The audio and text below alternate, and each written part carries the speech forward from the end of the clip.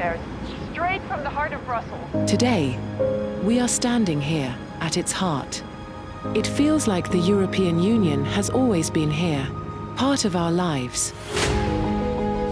It all started here. 6 nations united by a shared vision. United to rebuild a continent torn apart by war. A union of peace and unity. A union with a single market and a common currency.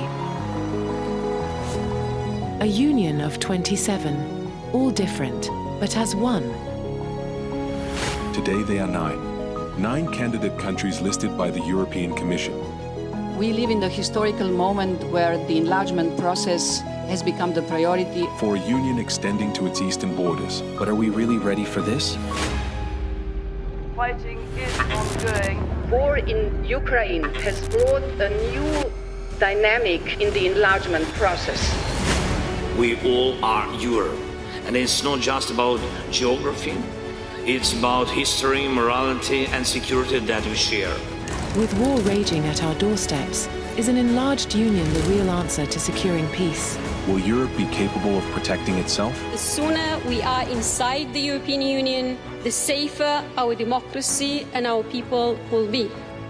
To protect its voice in the world. Enlargement is the most important geopolitical investment. But welcoming new countries means more voices. Europe for us is as much a shared spiritual space as it is a mosaic of many different regions, languages and religions. Not another press point with enlargement blah blah, but mobilization of political will for Europeans in the Western Balkans, for Europe. Will we be able to reach consensus? We all share a common future. And to ensure stability and unity, we need to work closely as neighbors. A larger union that strengthens Europe's economic competitiveness. It is not only about the economy. It is what kind of Europe we want to have. Joining the union might require effort and sacrifices. If you want to be part of the club, you have to be both economy and value-based. So I think this is the winning combination. How to undertake the deep reforms required. We need to change ourselves for ourselves and because of ourselves. The road might be long. They are staying on course. We will not turn our back to these future EU citizens. This is where Europe stands today. Wir brauchen starkes Europa, ein Europa mit Selbstvertrauen. At a time and place where history is written. Ich sage noch einmal, wir alle brauchen Europa. Today, we are standing here at its heart, the heart of a union of 27. Thinking of a larger union. Stronger, united. The fulfillment of a dream. And you? Are you ready for this?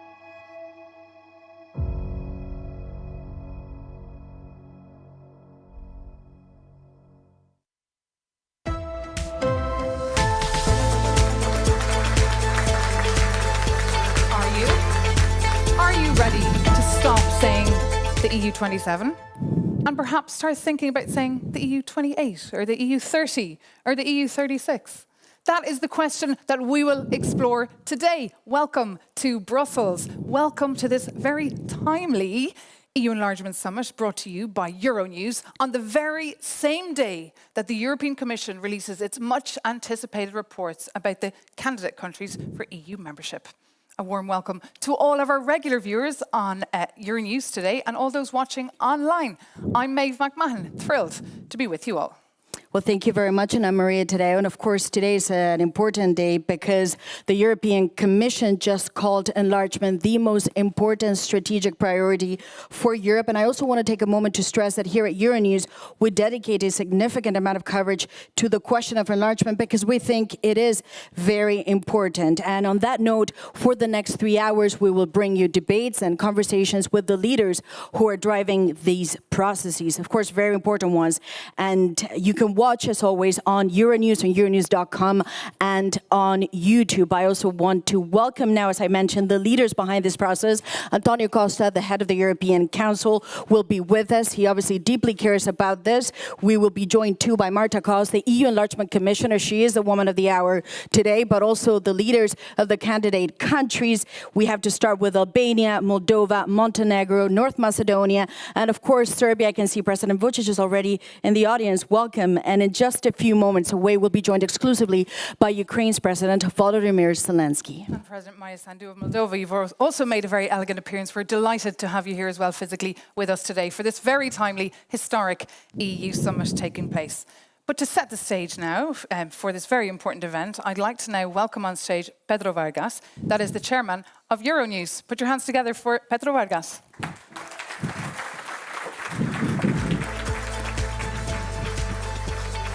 How was it? Good? No, it's good. Excellencies, ladies and gentlemen, it is with great honor that as chairman of Euronews, I open our landmark Enlargement Summit.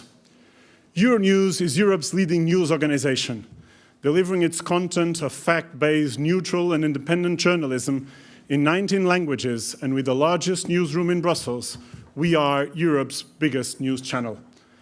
The European Union is at the crossroads. Our external friends and foes put us in an unprecedented challenge.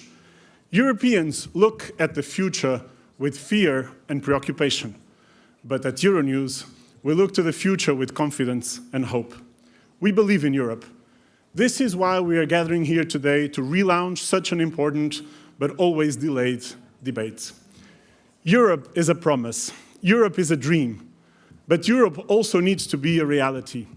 For far too long, we have promised and failed the countries that want to join us. More than 2/3 of Europeans support the enlargement. It is now time to move on with it. Our conscience and our geostrategic interest must mean that Europe makes a big enlargement until the end of this decade. And let me tell you, President Costa, thank you for your presence. I hope that this happens under your leadership of the Council. Those who oppose it will insist with two repetitive statements. They will say we are not ready, and they will say that they are not ready. Both, in my view, are not true.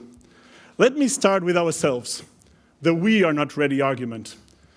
The argument that if we have issues and problems at 27, we would have even more problems at 35 and 40. For me, this is a senseless argument. Let us not blame the institutional structures when the problem is our own crisis of direction, starting in the capitals, but also coming all the way up here to Brussels. The problem is not the European project or the institutions.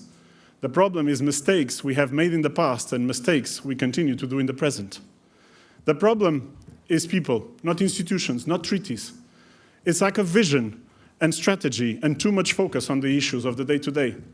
So no, it is not fair to postpone once again any enlargement based on a need to change the treaties for which clearly there is no unanimous support today. Then we will also hear that they are not ready. The reality is that no one is ever really ready to join the European Union. The candidate countries feel like runners in a race. Every time they sprint to the finish line, they see that line being pushed away to a more distant position.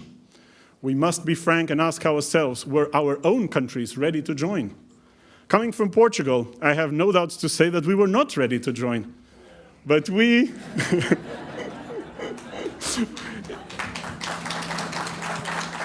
We are a great country, but we were not ready. We joined on a geopolitical decision to consolidate democracy in Western Europe. And looking back, and you will agree with me on this one, it was a huge success. Your Excellencies, ladies and gentlemen, over the centuries, the Western Balkans have been a difficult region. Their diversity in religion, political views, and is their strength, but it is also its weakness. Their membership will enrich the EU. The feeling of belonging together to something bigger than themselves individually will secure the European compromise and lasting peace. 100 years ago, a world war started in Europe exactly in this region. For peace and stability, for our own security, Albania, Bosnia-Herzegovina, Montenegro, North Macedonia and Serbia must join us, all of them, before the end of the decade, for their people, but also and for us. It is as much in their interest as it is in ours. Moldova's recent elections reaffirmed its population willingness to join the European Union. Under very difficult circumstances, Moldovans chose Europe, chose peace. We cannot let them down. We must judge them on their merits and their speed, and not in their regional context. Let me also humbly salute the bravery and the courage of the Ukrainian people. Ukraine is, was, and will always be Europe. The European Union is their future, and in a difficult moment, Ukraine needs more than our solidarity. We cannot accept that in the 21st century, borders are changed by tanks and drones. While invited, Ukraine is of course not ready to join, but we owe it to the Ukrainian people an honest and transparent way further. Let's make sure we don't make promises we can't keep. Let's make sure we don't lie. On Georgia, let me weave a word of alert. 85% of Georgians want to join the European Union. People who voted for the government and for the opposition. Isolation and cutting ties can never be the way forward. With dialogue and engagement, we can start moving forward again. And on Turkey, after 40 years of waiting, we need to encourage the European feeling in the country. The Turkish people are Europeans. Europe must breathe with both its lungs, said St. John Paul II. And for as long as Karol Wojtyla's and Helmut Kohl's reunification dreams are not complete, our family is poor, our security at risk, and our ambitions limited. Citizens of the candidate countries are Europeans in their hearts, but also in their minds. Let us complete and reunite the continent. Let's enlarge Europe now. Thank you. I would like to call onto the stage my fellow Portuguese, His Excellency, the President of the European Council, Dr. António Costa. A palavra é sua.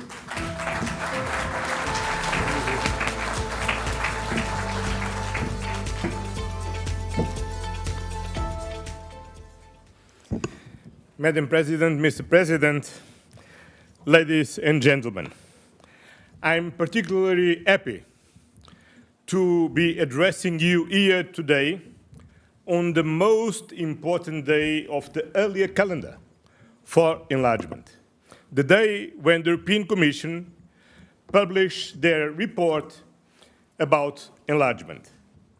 Since the first day of my mandate as President of the Council, I have made enlargement one of my top priorities. I start my tenure the 1st of December in Ukraine, and 2 days after, the 3rd of December, I met all the Western Balkans leaders here in Brussels. And it's a priority that I deeply believe in. And the current geopolitical context makes this priority all the more urgent and necessary for the European Union. Why? In an age of geopolitical instability, an enlargement European Union means a safer, stronger, and more peaceful Europe at home and in the world. Enlarging is the best investment we can make today for our future. And if you read today's enlargement report, I'm sure most of you already have, you will have read a striking sentence. This is the first Commission mandate since 2010-2014 where enlargement is a realistic possibility. And this, ladies and gentlemen, is our objective. Is my objective for the coming years. I will start from basics. Ukraine, Moldova, and the Western Balkans countries belong in the European Union. 2025 was a year of concrete progress for our enlargement partners. We have seen very hard work delivering very real progress.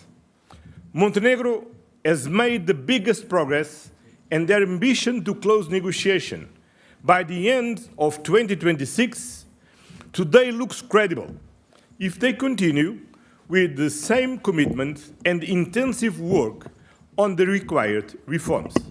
I believe that Montenegro can be the 28th at 28th. Moldova and Ukraine have made impressive progress. Ukraine, a country at war, and Moldova facing repeated attacks on its democracy and sovereignty, have in the course of this year completed the screening of the acquis by the Commission at record speed. Albania has also put in a huge amount of work and has greatly accelerated progress in the accession path. And I believe we can still see more progress from Serbia, Bosnia and Herzegovina, and North Macedonia until the end of this year, 2025, can be important year for them. That means for us. 3 years after the submission of a membership application, Kosovo should get a positive signal. They are an integral part of the Western Balkans enlargement perspective. And the European Union is helping enlargement countries meet all the criteria for membership and has stepped up their gradual integration in order to improve their level of preparation for membership. The growth plan for the Western Balkans and the Moldova, worth up 6 billion euros, will already delivering results, changing the everyday lives of the people by joining the single euro payment area, reducing border waiting times, expanding digital networks. And from January 2026, Moldova and Ukraine are joining the European Union free roaming zone. Enlargement today is not an abstract vision or a wish list. It is a transformation process.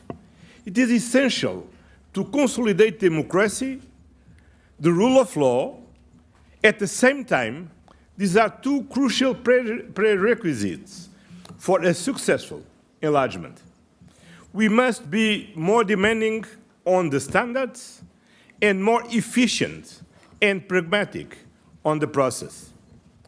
To continue the path of deep reforms, in line with the merit-based approach, and in parallel prepare the European Union to be ready, efficient and capable of welcoming new members. Is not to put a new step, is to do the two paths in parallel because both are necessary for the candidate countries and for the European Union and for both. This is an internal homework which cannot be avoided or postponed indefinitely. Dear friends, the success of the European Union came from the brave and visionary political determination of our predecessors to overcome centuries of war. The same brave and visionary determination and will must be shown today. Accession partners must decide if they have that determination to move forward with their European Union transformation or if they prefer to remain trapped by painful historical legacies. The European Union must also decide whether it can afford to lose more time and if it is ready to evolve and adapt to the current geopolitical realities. It is my strong belief that Europe must not become a museum of past prosperity. I invite you all today to continue the hard work to make the reforms to turn this realistic prospect of enlargement into a reality for the people of the Western Balkans, Ukraine, and Moldova. And I'm sure that we will do. Thank you very much.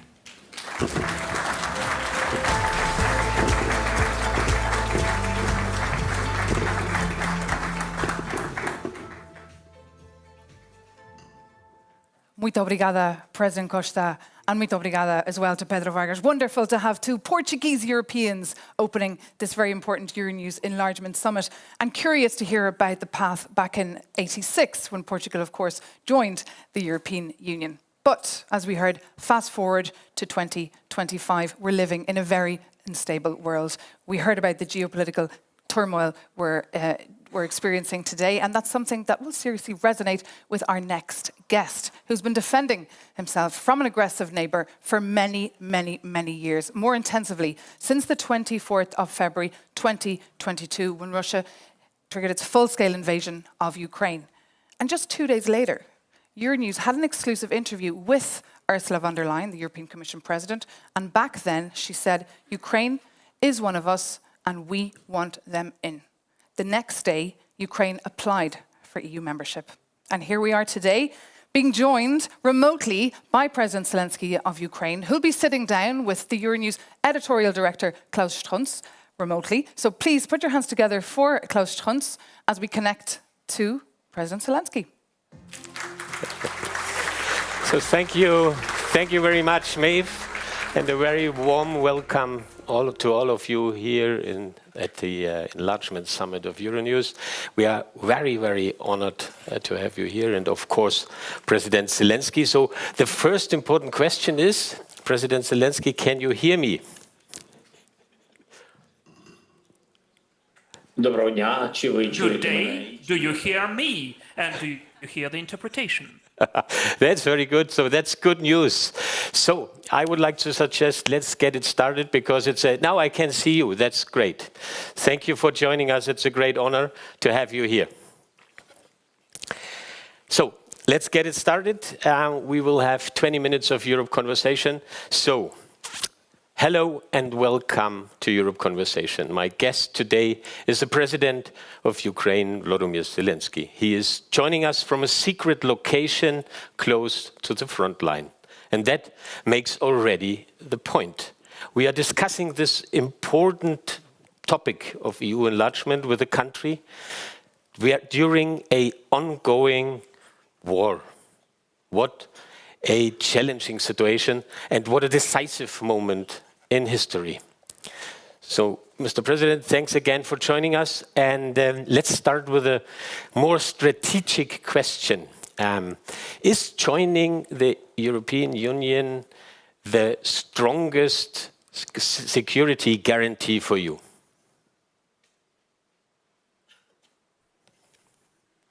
Thank you for the question. Undoubtedly, that is a very important security guarantee for Ukraine. But first, as for security guarantees, I would like to say that the most important thing is the Ukrainian values. Ukraine has chosen to be the EU member through the similar feeling of life, freedom, democracy, humanity, respect to the human rights, just respect to a human, to his or her choice. And that is why we are fighting today for all of that, for our land, for our homes, for the rights and the freedoms of our state. I am now at Pokrovsk direction, and I've come here to support our warriors, our soldiers. Of course, there are some of the issues I need to solve, but the most important thing is the moral support of our warriors at the hottest direction of the combats of the front line today. And believe me, they are at war, not only for the sake of their own families, not only for their own homes, undoubtedly it is important, but for the Ukrainian future, the future of Ukraine in the European Union.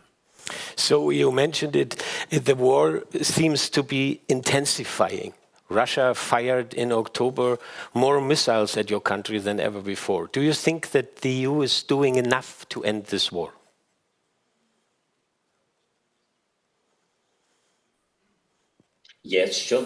Чи є Європейського Союзу достатньо? Окей.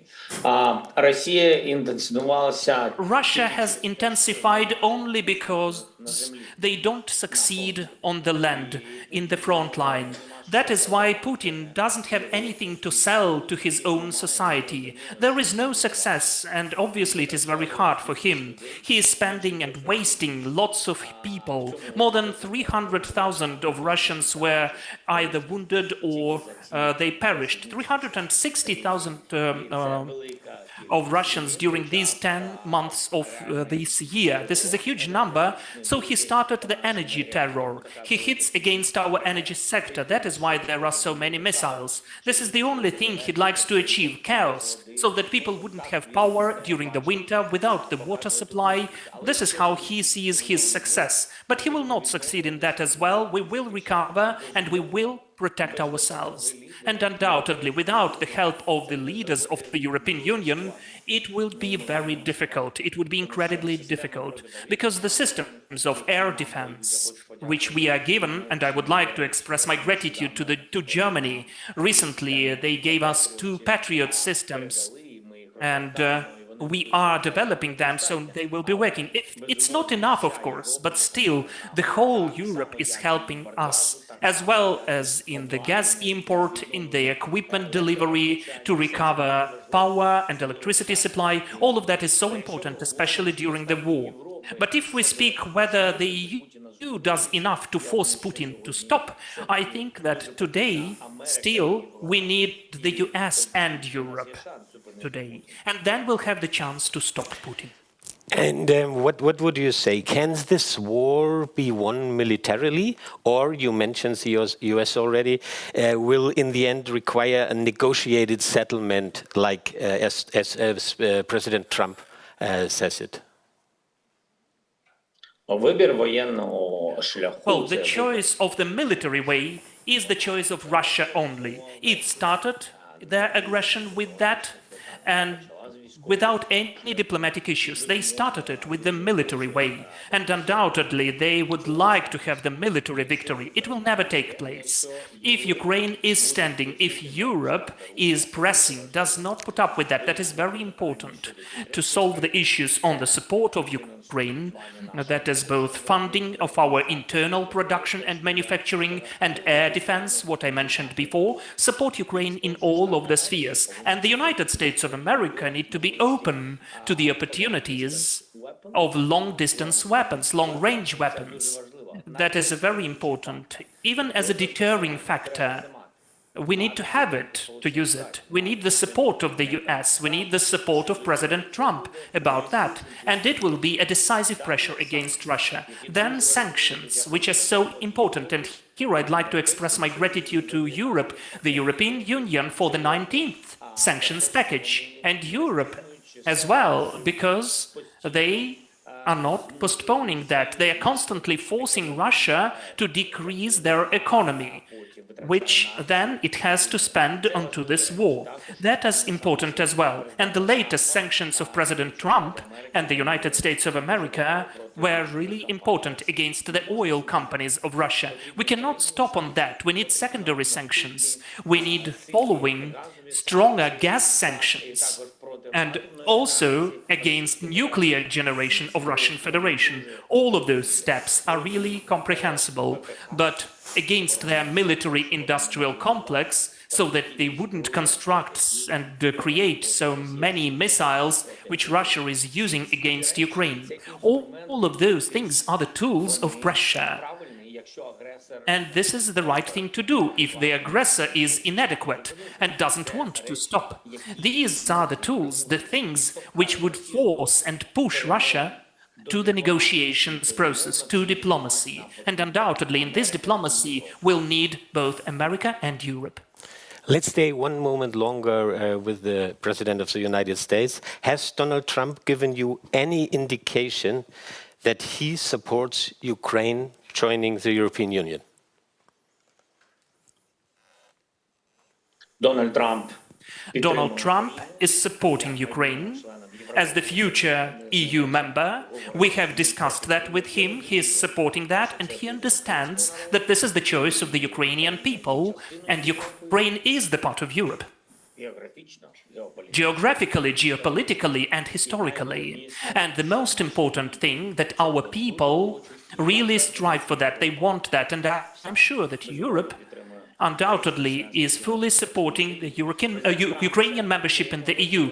Donald Trump supports that. We were talking about the blockage of some of the points by the Hungarian leader, and I asked President Trump if he supports me in that to help us. So he told me that he will do everything possible, whatever he can. And has he mentioned a kind of timeline?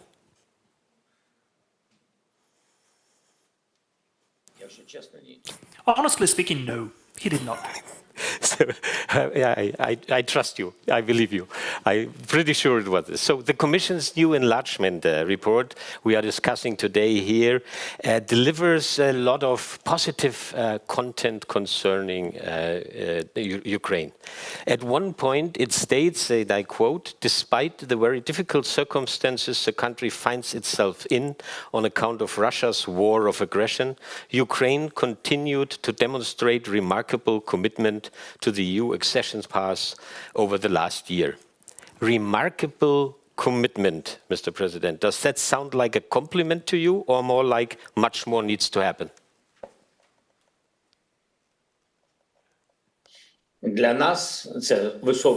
For us, it's a very high assessment, evaluation of our work and our service, and I would like to thank for that to the European Union, the Presidents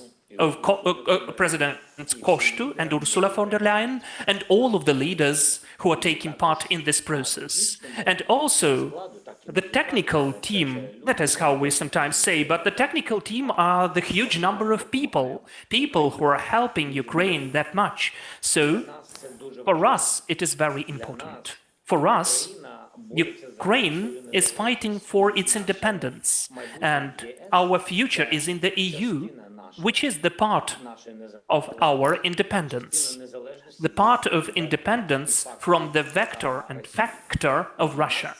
And for us, it is an important factor that we are highly assessed in this during this year. It is not that easy for us during the war to conduct these or those legislative amendments, obviously because of different reasons. I don't want to complain. We are a very strong country opposing Russia and their wish to destroy us. That is why I am sure that we will introduce all of the legislative amendments and other necessary steps. We have faced the task, the assignment, to implement all of that, to prepare all of the clusters till the end of the current year. We will be ready, or at least we will try to do our best, whatever we can, to achieve that. And about that, in my opinion, we have the united country, united population, society, the power, authorities, and that's an important factor. I wouldn't like this process to be too long, too lengthy. I mean, the processes which do not depend on us. Those are clusters opening. Why? Well, because the EU factor, the fact that Ukraine is fighting for itself in Europe is very important for the morale, for the moral support, both of our people and all of our military. That is very important. That this is the bilateral movement, and we would really like that to be well assessed by all of the possible institutions and all of the leaders who are sometimes in doubts. So for us, the quicker Ukraine is able to open the clusters and to have the fully fledged negotiations platforms, the better it is for us. It will be a supporting factor for Ukraine. So as you know, and in the last weeks it was always reported, here in Brussels there are some concerns about judicial independence in Ukraine, especially after the creation of 2 independent anti-corruption bodies. The enlargement report says, recent negative trends, including a growing pressure on the specialized anti-corruption agencies and civil society, must be decisively reversed. What will you do to address these concerns? Well, in my opinion, I do not see that in the report. I know that there are certain messages, but I would check the real quotes from the report. But secondly, during the war, we have implemented the widest, the broadest anti-corruption infrastructure in Europe. And I don't know about any country who has that many anti-corruption authorities. Maybe it can be in other countries, but we are doing everything possible. There is a plan, and it's not the plan which we are inventing. This is the plan which we create in the dialogue with the European Union to start the negotiations platform, to open the clusters. Ukraine has to stick to the very specific list of laws and reforms. And that is why, during the war, we need to be more specific in our steps. We are focused on that in a sufficient way. There is a request from Ukraine. Our legislation should coincide or be approximate to the European one. There are certain laws and reforms, and we are implementing them. An interesting idea discussed here in Brussels, as you know, allow new members in earlier, but without full membership rights at first. Would you be willing to speed up a session, to give up a veto at the beginning?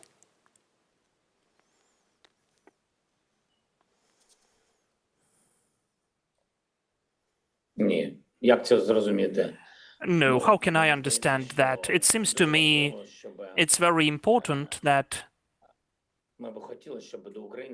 we would like that Ukraine could get such a treatment as to the equals. And if we speak about the EU membership, it has to be fully fledged. It seems to me that that is very important when we have at the same table equal countries in spite of their size of the territory or the population. It's important that they share similar values. In my opinion, you cannot be semi or demi-member of the EU. Talking about veto, there is all eyes on Hungary. So Ukraine had hoped to open 5 clusters. None of them has happened because Hungary blocked it by veto. What would you be prepared to offer Viktor Orban to move this forward?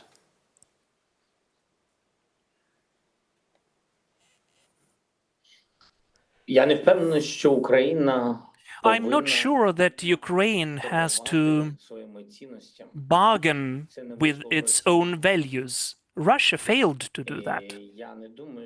So I don't know, I don't think that Ukraine or that the Hungarian leader can do that. You cannot stop the people in their rights.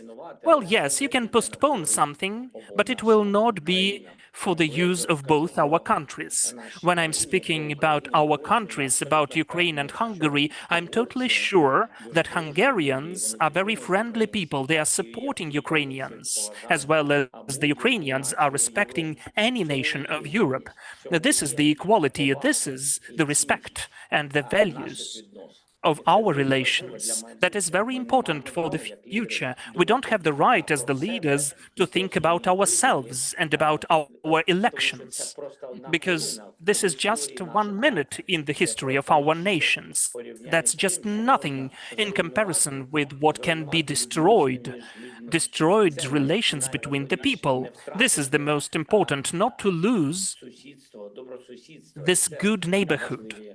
That's what's important. I don't think that I have to offer something to Viktor Orban. I think that Viktor Orban has to offer something for Ukraine, which is protecting the whole Europe from Russia. And even now, during this war, we did not get any support from him, support of our vision of life. We wouldn't like still that Viktor would support Russia, because blocking of Ukraine in the EU is the very specific support by Viktor of Putin, and that is definitely not that good. In my opinion, that is my subjective opinion. There is a totally personal impression from my side. Sometimes it looks a bit personal between you and Viktor Orban. Are you ready to repair this relationship, or are you simply hoping for a government change in Budapest next year?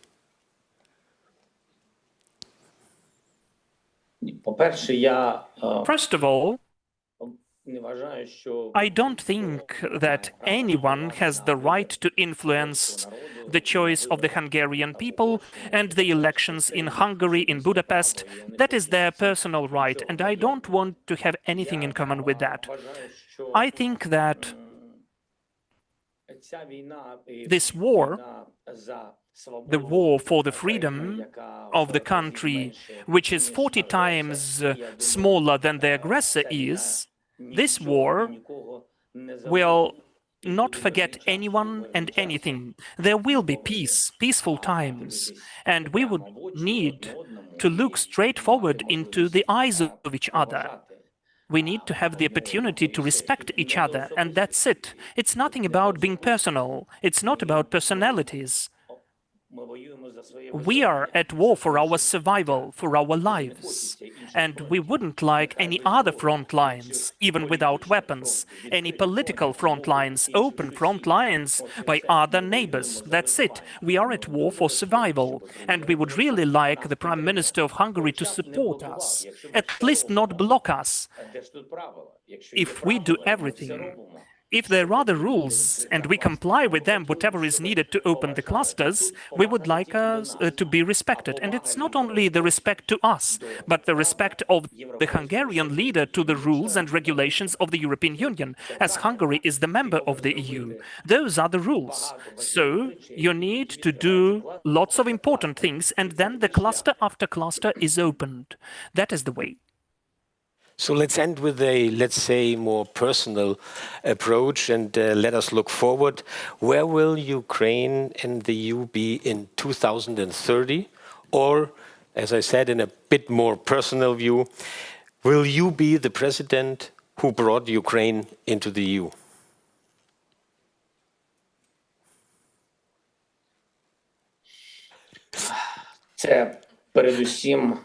First and foremost, I would like to believe that Ukraine will be in the EU before that, earlier.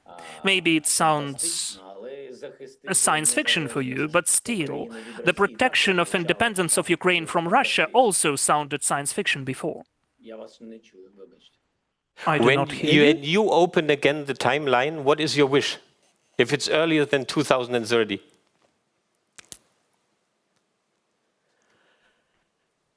I would like that to take place in the fair way when Ukraine is standing for itself and when the war is over. I think it would be just and fair, because as I already mentioned, we are at war for this kind of future, for our Ukraine and for the future of Ukraine in Europe. I think that is fair, so that Ukraine, after the end of the war, could become a full-fledged member of the European Union. Undoubtedly, I would like to be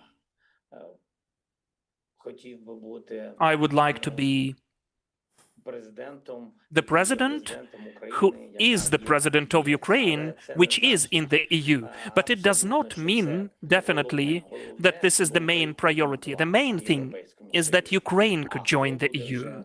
But who is the president then, at the moment, is the secondary thing. So thank you for this preview, a bit of personal previews. Thank you for being our guest today, and have a good and successful day. And when we wish you that, it's much more than just a polite closing. So thank you for coming on the Europe Conversation. Thank you.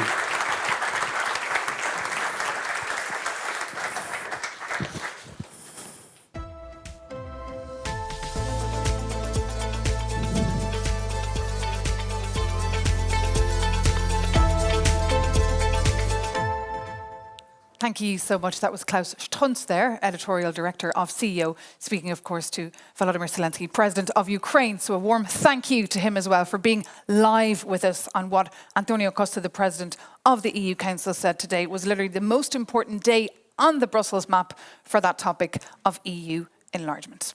And now it is time to focus on a country whose fate is very linked, in fact, to Ukraine, on Moldova, submitted the candidacy back in 2022, and we're thrilled to have President Maia Sandu with us here physically in Brussels.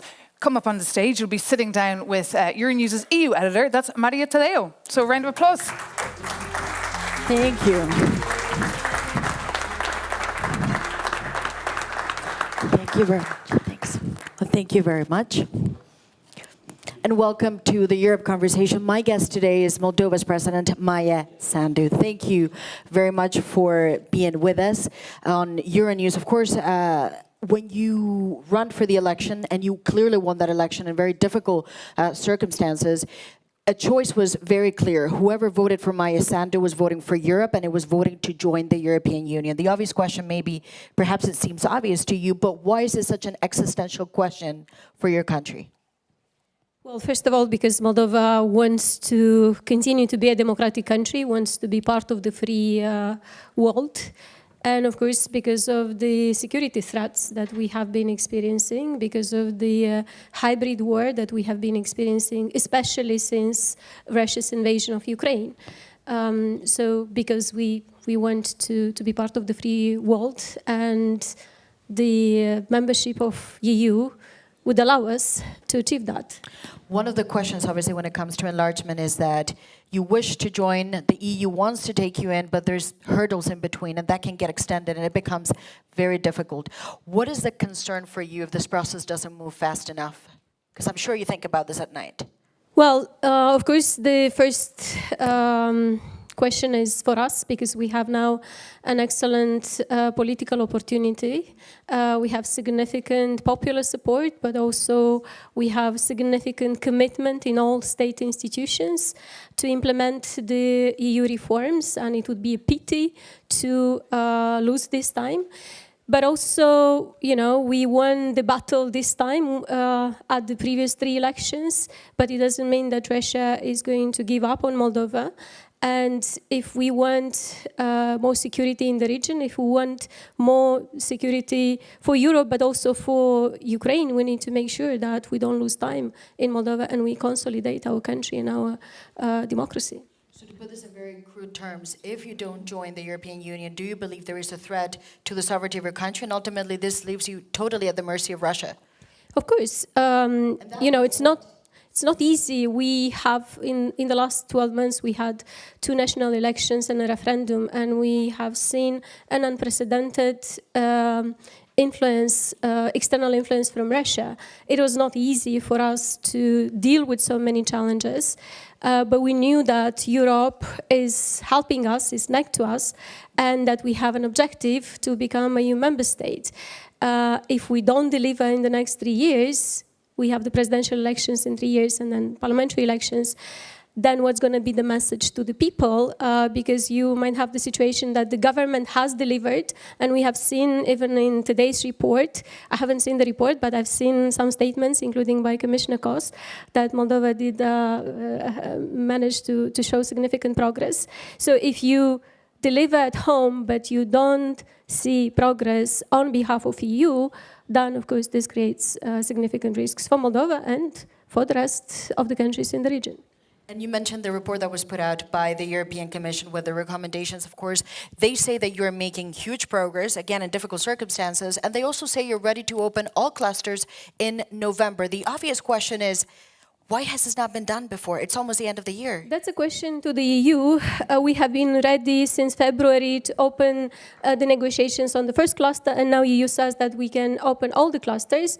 And I do understand that there are all kinds of solutions, but EU also needs to have a timetable to take a decision, a deadline to take a decision on this. Otherwise, they can discuss, for a long time.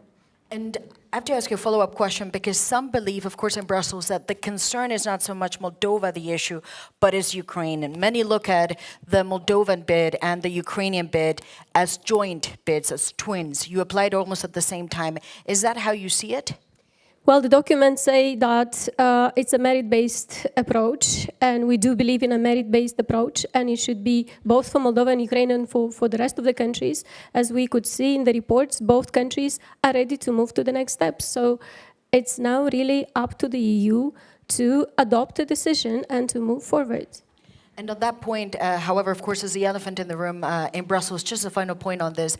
The issue with the clusters and the negotiation is because, in a way, Moldova is now in the cross battle between Ukraine and Hungary. There's a veto along the way. Many look at it as a joint bid. The two need to move together, but Ukraine has serious problems now moving forward because of this veto. Is there a way that this can be solved? Is there an overcoming? Would you be okay with that? There are solutions, but again, these are to be taken by the EU member states and by the EU institutions. It's not easy, but if the EU becomes a little bit more creative, and if EU wants to solve this issue, I'm sure it can solve it. And then, of course, we have to talk briefly about the election campaign, because what happened in your country, and it has been documented, it's an unprecedented interference in an election. Now that there's been time to settle after the election took place, what is the sense that you perceive? What are the threats that you see moving on forward? And again, is there something that you learned from this campaign and this election, which I repeat, it's not the only one, but again, it put the focus on there is interference going on in European elections? Well, it's easy in Moldova to see Russia's interference because it's been brutal and most of the citizens have seen it. There were many dimensions, of course, the disinformation and manipulation and trying to threat the people with the war that if you vote for EU, then what is happening today to Ukraine is going to happen to you. Attempts to discredit the Moldovan state and the Moldovan authorities, attempts to organize violent protests, the illegal financing of political parties and campaigns, and even attempts to buy votes. So the influence was so brutal that everybody could see it. In other countries, in EU countries, of course, Russia cannot do all the things that it is doing in Moldova, but the influence can be also very damaging, and for the people not to see it, because when it's about manipulation of information and disinformation, it's much more difficult to see it. In our case, what helped, and we have learned the lesson of last year's elections, was prevention and exposure. The state institutions worked very hard to follow the money from January 1st until the day of the elections, to sanction those who were using Russian money in the elections to finance political parties, their campaigns, or attempts to buy votes. Also, the independent media in Moldova did a very good job by exposing how Russia was hiring people for their troll farms and how they were producing this disinformation content and distributing it. So it was a whole of society effort, but again, it was easier for us to make people aware of these risks, and then people knew that what was at stake. It's more difficult in countries where this influence by Russia is not that brutal. And President, of course, with all due respect, many would say this is not really new. This back from the Soviet playbook. If there's a way to interfere, they would try to do that. The issue now, and perhaps why it's magnified, it's because the West is not being strong enough. In your view, is the West being weak? Is there an issue with the leadership? Well, I do believe that for a long time EU didn't take seriously Russia's danger. And I do believe that now the biggest problem is with the online disinformation, because we do have regulations of the audiovisual, but what happens online, and I'm talking about the inauthentic accounts, what is not genuine people's views, what is amplified, again, with money coming from Russia. This is the most damaging part, and I think everybody should take it seriously. Can I ask a question which was not really at all something that I planned on asking, but now that you mentioned the digital and the things that you see on social media, I remember the Vice President of the United States said, if your democracy can be unsettled by a bunch of TikToks, maybe it's that your democracy is not that strong at all. He said that at the Munich Security Conference. Is that something that you think it's fair, or you go, actually, no, what we're seeing now, it's unprecedented. You've never seen a country like Moldova, small country, dealing with this amount of pressure. Again, when this is genuine, when it's a genuine dialogue of people online, that's one thing. But in Moldova, we had like an example when BBC infiltrated one of these troll farms, and they accounted for 100 accounts on TikTok, which distributed videos which reached 55 million, or there were 55 million views in a country of 2.4 million people. So I'm talking about inauthentic account and amplified content using illegal money. This is where we need to look into, because this has nothing to do with democracy. And I want to go back into the specifics of the process of enlargement, because the Commission is saying, and for some, this is basically around the corner, 2028, you blink and we'll be in that year. You're ready to close the negotiations. You could be in a position to do that. But how do you do that so fast in 2 years when we've seen the real difficulties? I mean, we're in November, the clusters are not really moving. How is that going to change in the next 2 years? Well, we have shown that we are ready and we can do a lot of work in a short period of time, and we are very committed, and we understand that there is a lot that we still need to do. But we also want to see the same determination on the part of the EU to find the solutions. In the past, EU, every time the enlargement was happening, EU had to come up with unorthodox decisions, and they've managed to do it. So it's really about the creativity, but also of the commitment of the EU to find the solutions. You know, that's a perfect segue, because there's a big debate around the idea of unanimity. Unanimity, obviously, in this process is absolutely clear and needed. No country will join it, the 27 don't agree. But there's a debate introduced by the head of the European Council who said maybe some parts could be unanimous, maybe others just require majority. When you look at unanimity, is that something that you think the EU could get creative? Yes, I believe it should get creative, and I do believe that it's not easy with the internal reforms, but these are not the first internal reforms of the EU. It has managed to do them in the past because it wanted, so I'm sure that it can find solutions now as well. It's in the interest of EU as well. You cannot allow for some dozen countries to be used by authoritarian regimes against the EU, because this is what's going to happen if there is not going to be a real perspective for the EU integration for those who are working hard to meet the EU standards. Do they understand that? Because I know you've said we need now from now on clarity, but also engagement. Do they understand that? Or they go, obviously you're lobbying for your country, you have to say that. Well, we've been talking, and I'm using my time here in Brussels, of course, to talk to member countries, but also to EU officials to find solutions. Do you think something around this could change in the next few months? I know it's a difficult question, but did they give you an... I really hope this is going to happen. We need solutions in the next few months. And did they give you an indication, however, when it comes to unanimity, the clusters, how to move forward? It's different to wish to an indication. Was there an indication? Well, we will continue to push for clear solutions and clear deadlines for the solutions to be enforced.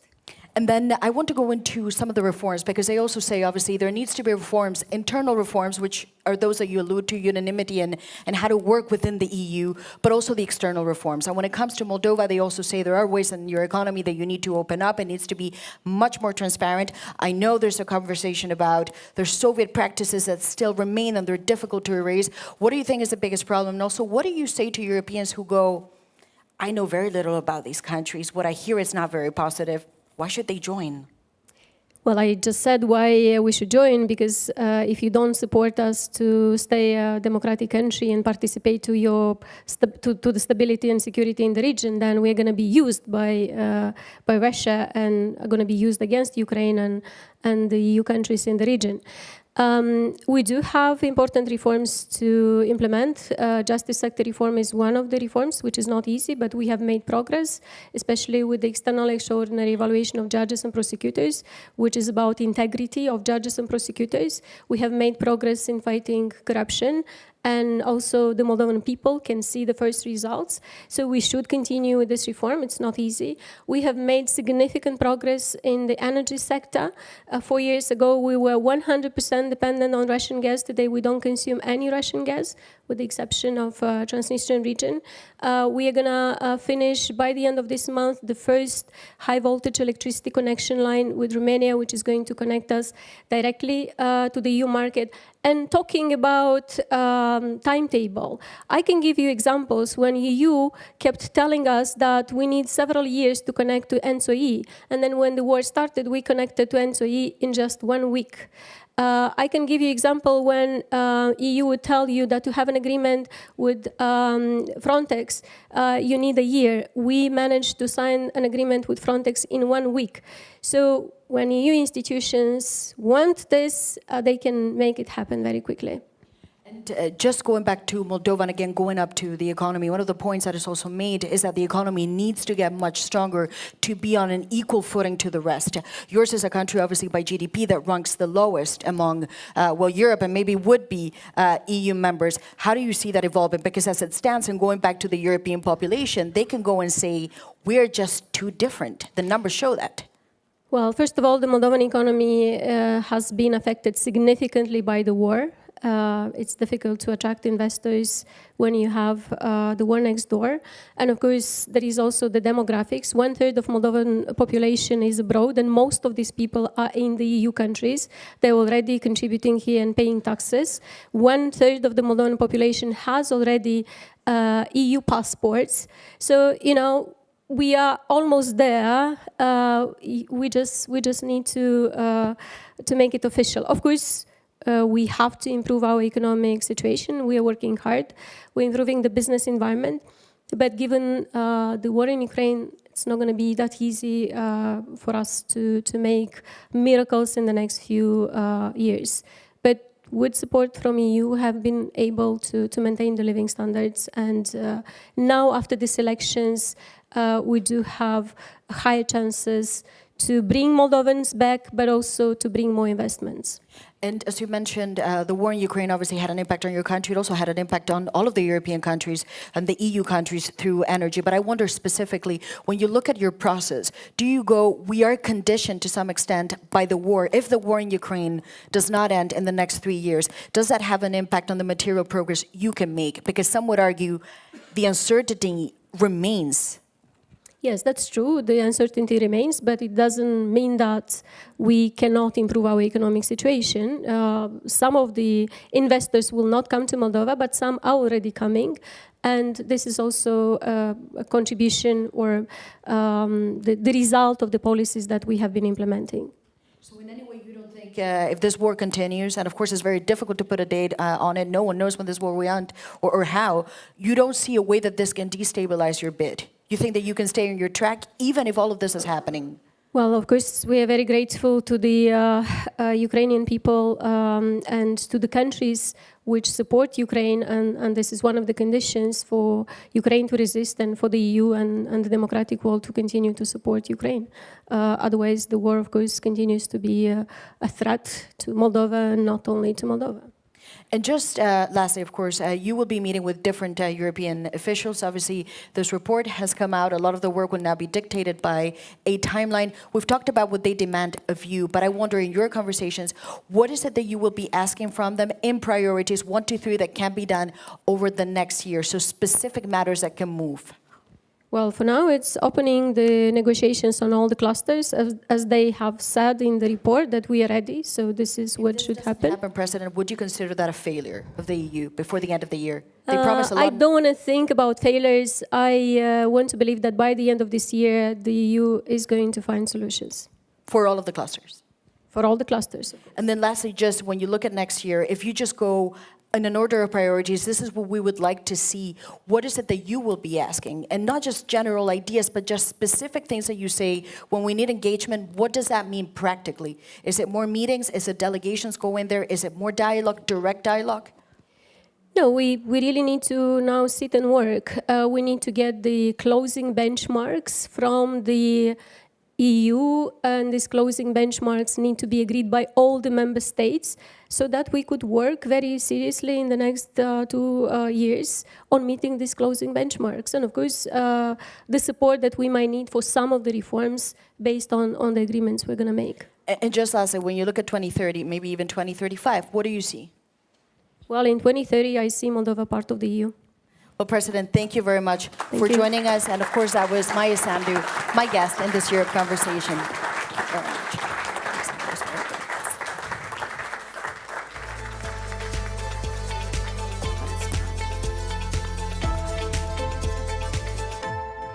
Thank you so much, Maria Tadeo, for that. And thank you, President Maya Sandu, for covering a lot of ground in a short space. Thank you so much for being with us here physically at our EU Enlargement Summit on this very important day. If you missed that interview, you can, of course, watch it back. It will be on Euronews and Euronews Online, translated in all our official languages. So stay tuned for that. But now, it is time to focus on another very important EU candidate country, North Macedonia. For this 12-minute conversation, a brand new show on Euronews, I'm thrilled to welcome up Euronews' correspondent, Sasha Vakalini. She'll be joined by the Prime Minister of North Macedonia, that's Tristan Mikovski.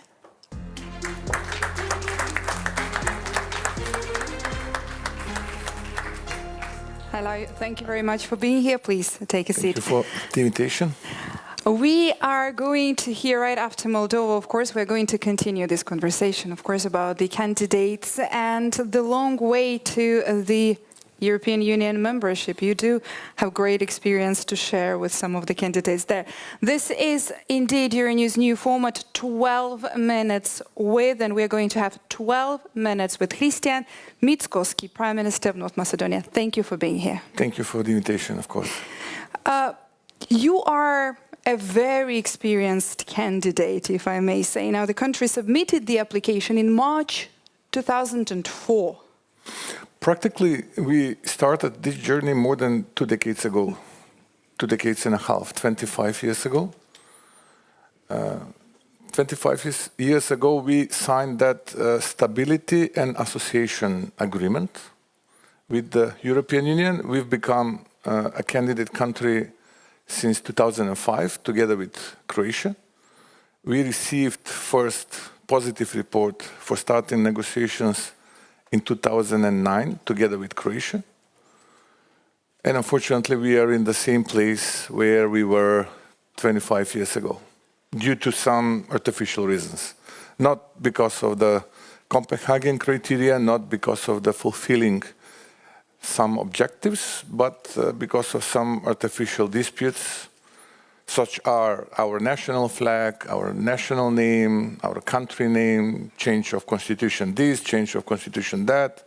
Again, there is another hurdle, another constraint imposed in front of us for changing of constitution. So it's not about fulfilling recommendations and Copenhagen criteria. You're calling them artificial. How does it make you feel knowing that for over 2 decades officially in the candidate status, yet again there is more and more roadblocks? We do believe that our future is in European Union. We are a part of the European continent, and we do believe that integration of Western Balkans in EU means added value for EU itself, and this means reunification on a sort of way of European continent.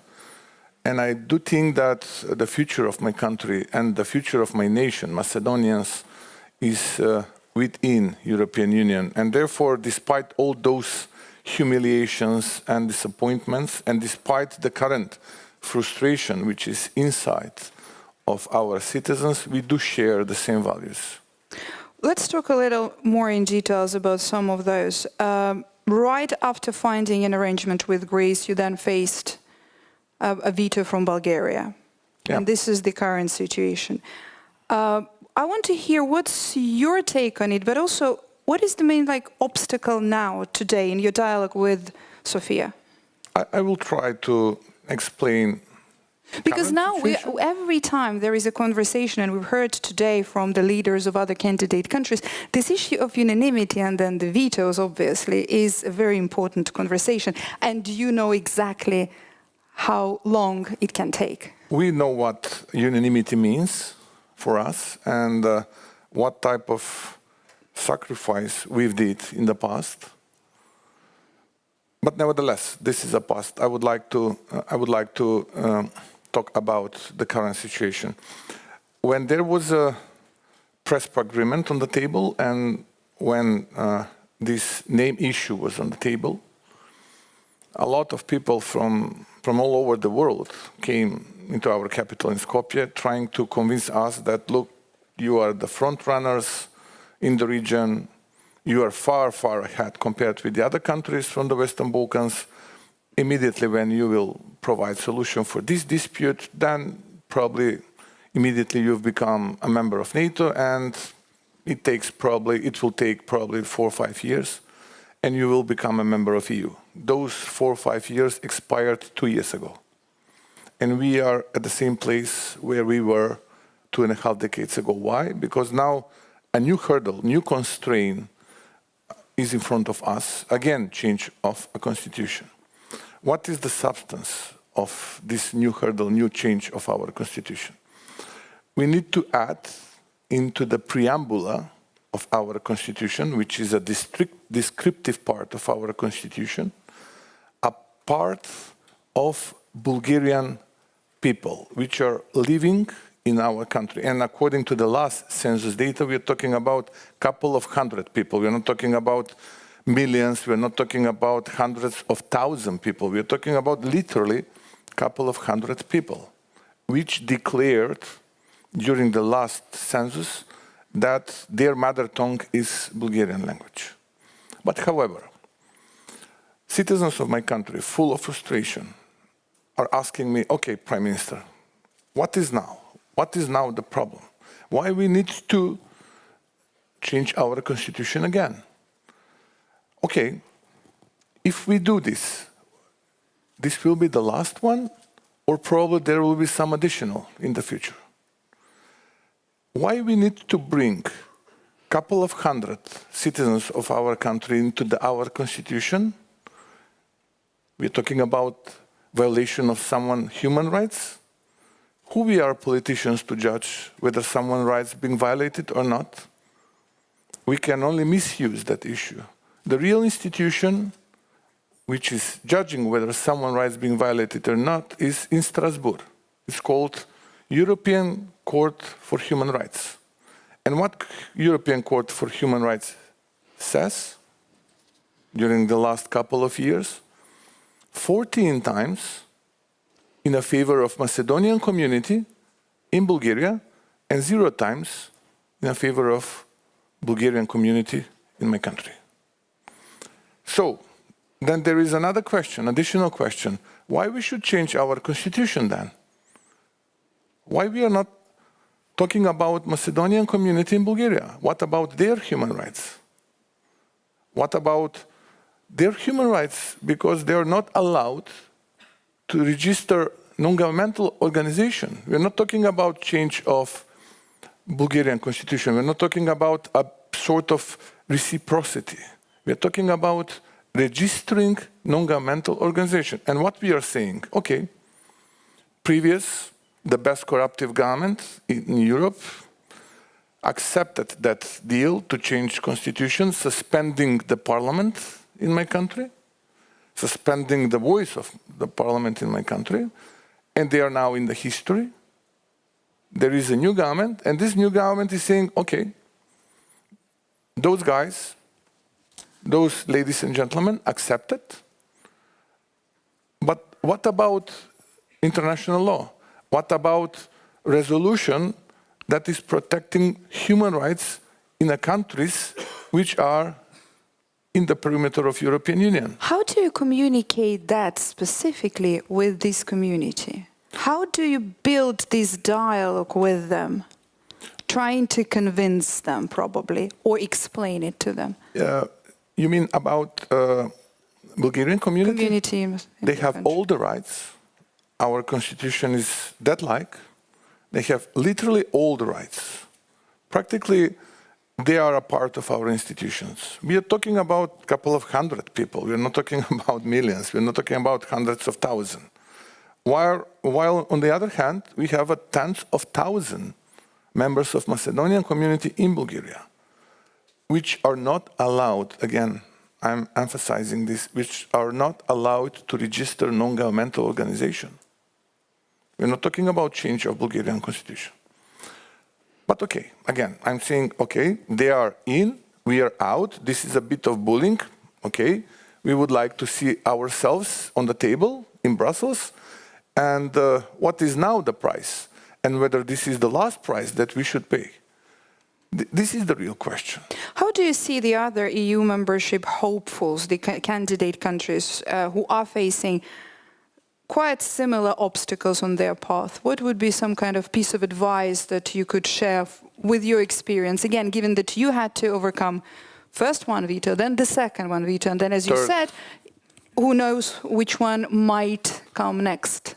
I can't remember similar case. Maybe in the past that was a dispute between Slovenia and Croatia. In the meantime... There is a certain veto happening now with the candidate countries, as we've heard with the president of Ukraine. No, I'm talking about the past. About the current situation, I'm not surprised. I'm not surprised that the similar situation will occur in the future. Because if someone is witnessing that this veto tool works, then we should apply the same recipe. Why not? Because if someone dares to bully someone else who wants to join the club, why the others should be silent? This is not normal. If we are accepting that principle once, then this principle will destroy all the values developed by De Gasperi, Schuman, and Adenauer when this organization was developed. So, the European Union itself should ask themselves what we are doing. What we are doing with this unanimity. And is it according to the principles and values based on which we've been developed? So, I'm not surprised. And probably this will occur in the future again and again because it works. It obviously works because 2.5 decades ago, we started this journey and we are at the same place where we were 2.5 decades ago. Why? Because someone is misusing this tool. And in this current situation, my final question to you would be, how disappointing it is for average Macedonians to, as you say, for over 2 decades to be, these are generations who've been waiting for over 2 decades and yet facing these roadblocks. Very much. Are they losing the motivation to join the European Union? No, definitely. The support is the highest in the region, maybe, or among the highest in the region. I'm working as a professor and teaching mechatronics. For me, it was in my previous life. Now I'm the Prime Minister for almost a year and a half. But I was very sorry when I was witnessing how my students are willing to depart from the country. Why? Because simply they were missing hope. They felt hopeless. And most of them are living now in the European countries, in the EU countries. When I was elected as a Prime Minister, I said, okay, this is a hurdle. Probably there will be a lot of challenges in front of us until the very end. This is the destiny of the small nations. The big ones are doing what they can, and the small ones are doing what they must. Unfortunately, we are small. But let's do our homework. Let's finish our homework. Let's create a good environment. Let's bring back home youngsters, and let's develop something that will be good for them. And let's deliver homework that will impress EU. And maybe then someone from EU will say, enough is enough. Let's do something for them. Otherwise, this is damaging our values, and practically this does not have a future. And that's why I do believe that we need to finish our homework, and we are delivering. Since we were elected as a government, we are going in terms of economy. We have the biggest growth of our GDP, either it is real or nominal, among the top 3 or top 5 in the EU. this year. In the previous year, we have low inflation rate, macroeconomical situation is quite decent, and people are coming back home, which is good. So they're not losing. They're not losing. But thank you very much. We'll have to wrap it up here. Thank you for this experience and for sharing it with us here for the enlargement talks. That was 12 minutes with Prime Minister of North Macedonia, Hristijan Mickoski. Thank you. Thank you for the invitation. It was my pleasure.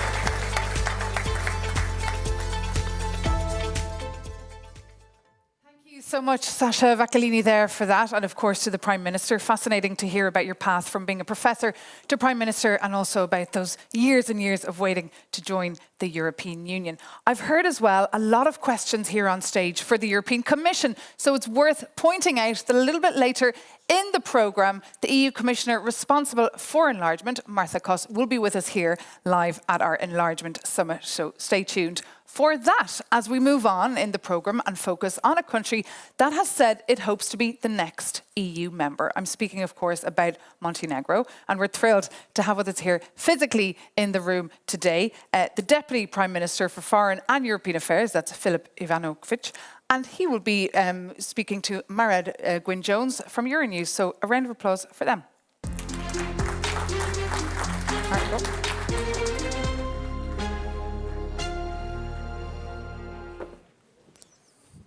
Welcome, Minister.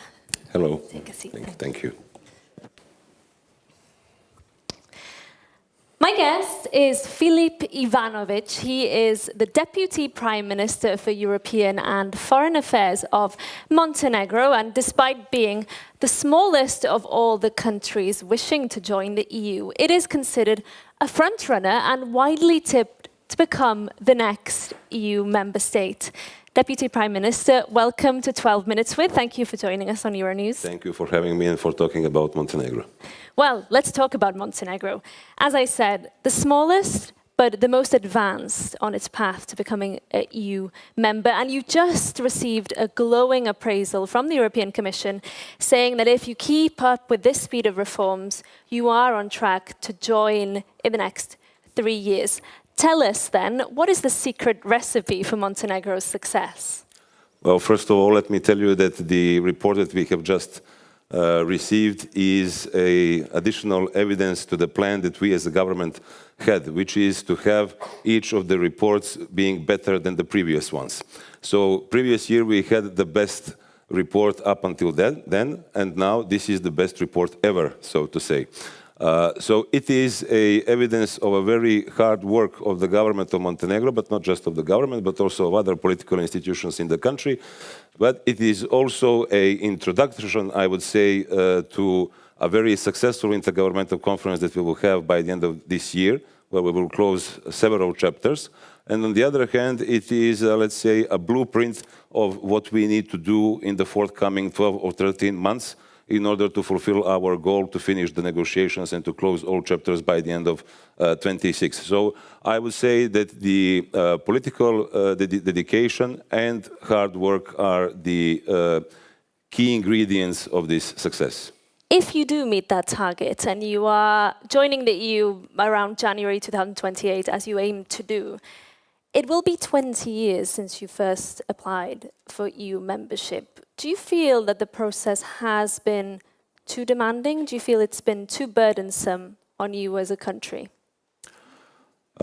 It's not an easy question because, of course, it depends in what period of time you make this question. So indeed, we have been negotiating for the past 13 years, and for many years the whole process was, I wouldn't say too demanding, but it was too technical. There wasn't any political will from the side of the EU member states to continue with the substance of enlargement.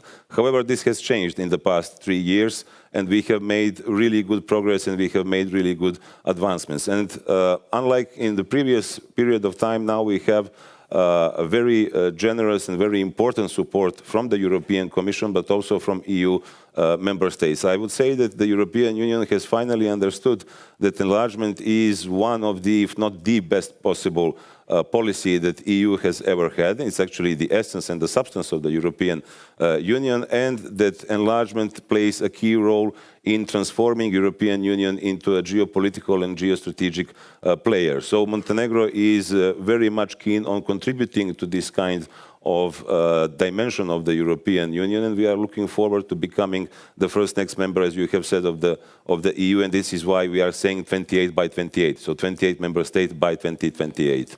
We do hear, however, from EU officials, especially here in Brussels, concerns about the process of enlarging the Union and potential plans to integrate new members without giving them full voting rights.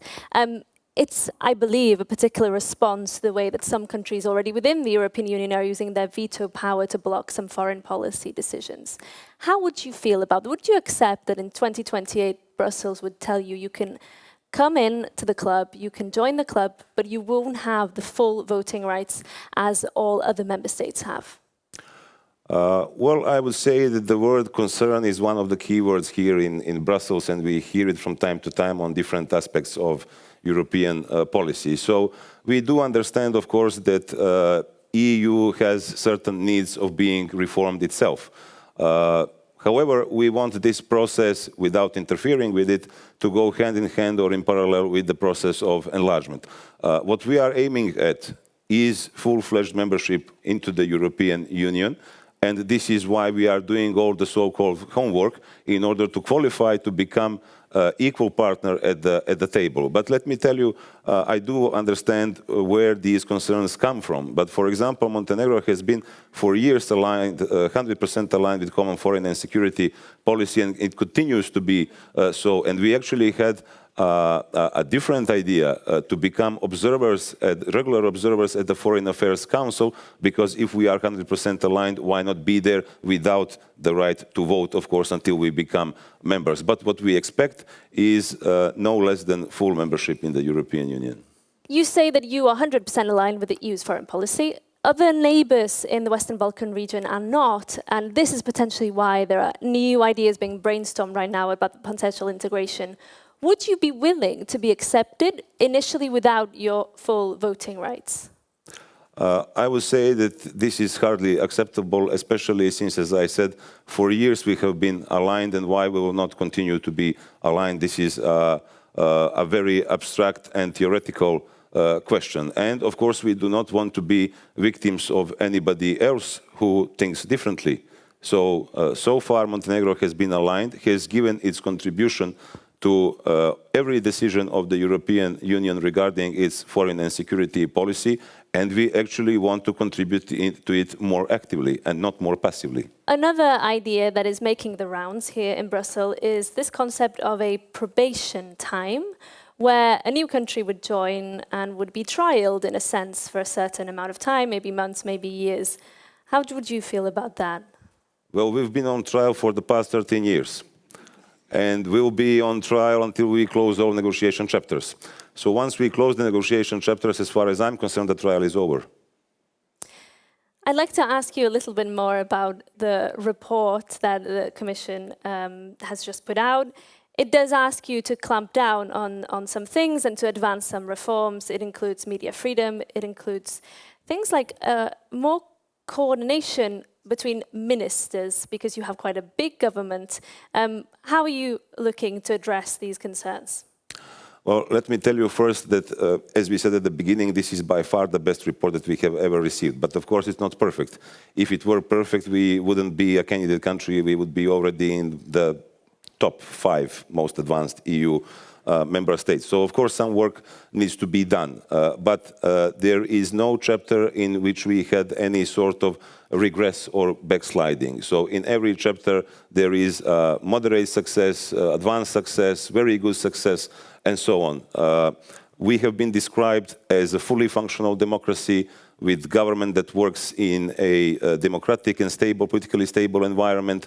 The parliament has its key control function. There is a media pluralism that we are living in. The civil society has full freedom of their own activities and so on and so on. But of course, there are certain recommendations that we want to take into account, not just regarding the coordination between the ministries, but also regarding showing more, even more progress in those chapters that concern the fight against organized crime and corruption. We are expecting to have a track record in final verdicts very soon until we finish the negotiations. We will, of course, update and upgrade the legislative framework that regards freedom of expression, media pluralism, and so on and so on.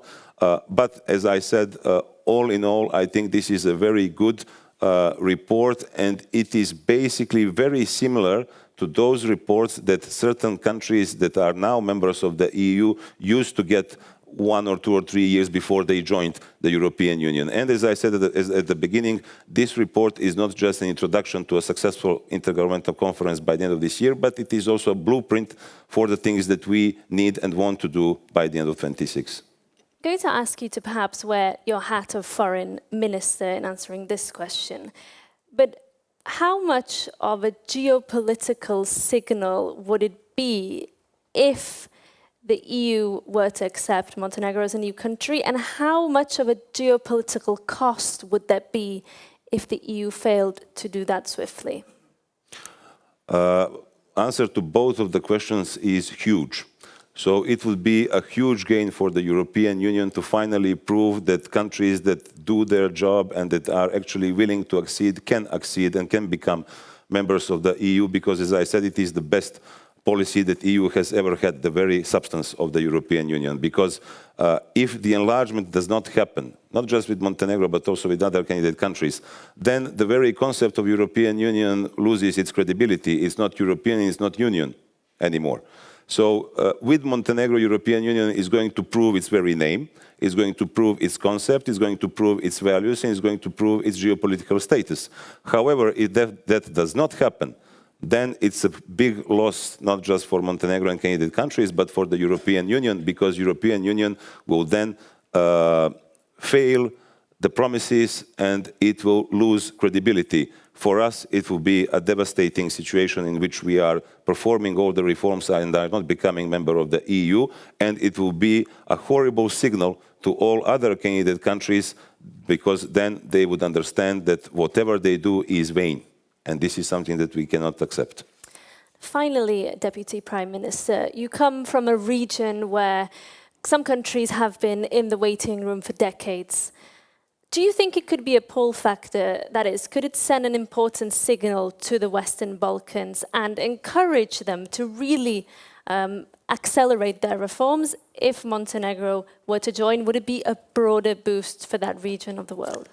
As I previously said, if Montenegro does not join, it's going to be bad for the European Union, it's going to be bad for Montenegro, and it's going to send a very bad message to other candidate countries. And it works the other way around.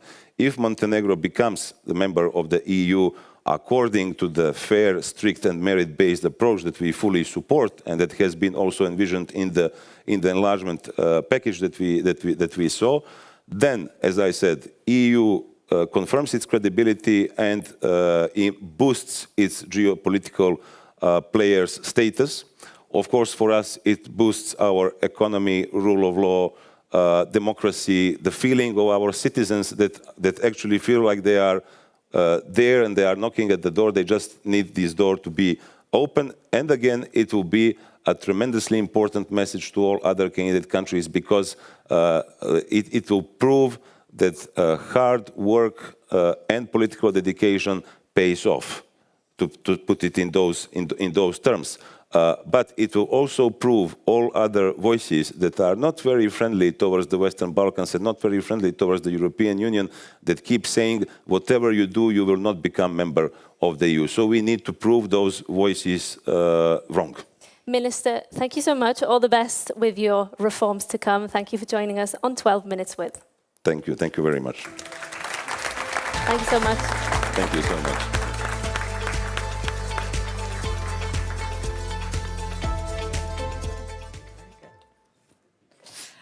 Well, thank you. And of course, now we're going to take a 30-minute break. But of course, stay tuned and stay with us if you're watching from home, online, on YouTube, or on Euronews.com, because we still have a lot more to come. The EU's Enlargement Commissioner will be with us. She's the moment of the hour, so you should want to stay for that. We'll also be joined by Serbia's President Aleksandar Vučić and, of course, the Prime Minister of Albania, Edi Rama. So we'll be right back. Stay with us.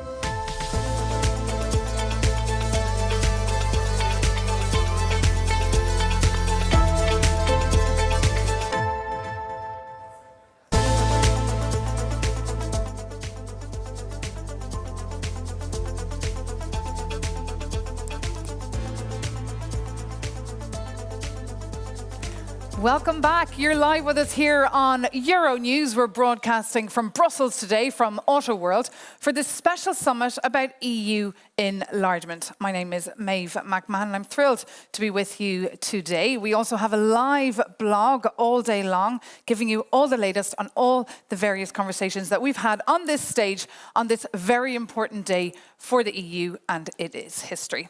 And one lady who's a part of that history is, of course, the EU Commissioner responsible for enlargement. She's having an extremely busy day, but she managed to make her way to our show today, to our Euronews Enlargement Summit. So we're thrilled to have her with us. Martha Cost, Commissioner, please make your way to the stage. And we're thrilled to have... There. And we're thrilled to have Maria Tadeo to join you for this conversation. Take it away, Maria. Very much, and welcome to the Europe Conversation. My guest today is Marta Kols. She is a European Commissioner for Enlargement. Commissioner, thank you very much. Well, you're the woman of the hour, maybe the week and the month in Brussels today, which is not a bad place to be. Of course, the Commission has now put out this new report with recommendations. And you say from the get-go, when you look at enlargement, it is a geopolitical necessity, imperative. It will make us stronger and richer. How? If we do it right. It's not, just normally that it will make us stronger and richer, but we live now in a special times when once again the enlargement could be the most successful policy helping European Union to answer to the challenges which occurred in the last, I would say, 1 year or even earlier when the war in Ukraine started. Meaning that I see enlargement as much more than just the enlargement. It is really the possibility for making our European Union stronger, as you have said. It is the possibility that we, if we do it right, do finally unification of Europe, meaning bringing, if we succeed, all the 10 countries, you had the nice flags here, if we bring all of them in, then Europe will be united for the first time in the history. And this is somehow, today, again, we are going back to why the European Union has been established. It is, again, a peace project, very important. What is happening in Ukraine, bringing Ukraine and also Moldova, it is about securing peace. It is about freedom. It is about prosperity and security. And of course, language is very important, and I noticed that you said this is about unifying Europe, and it's interesting because many leaders say it shouldn't be enlargement, it should be called the unification of Europe, which is, again, there's a lot of power behind that word. But I wonder, however, how do you go, and now if we can go into the specifics, when you look at a report and a piece of paper, how do you turn that into a reality? How do you make that leap? Oh, you said a piece of paper. There are hundreds and hundreds of pages and reports, and many people have been working on this for us. This is really a very responsible document showing the facts. But generally, I could say that this is the proof that enlargement is happening. For the first time in the last years, the last time we have enlarged, it was 2013 with Croatia, and today the possibility, the realistic possibility exists that in the next years we will get new members. We have two clearly front runners or leaders in the process. We have two other countries we have where actually the development or progress has been huge in the last year. Albania and Montenegro, and of course then Ukraine and Moldova.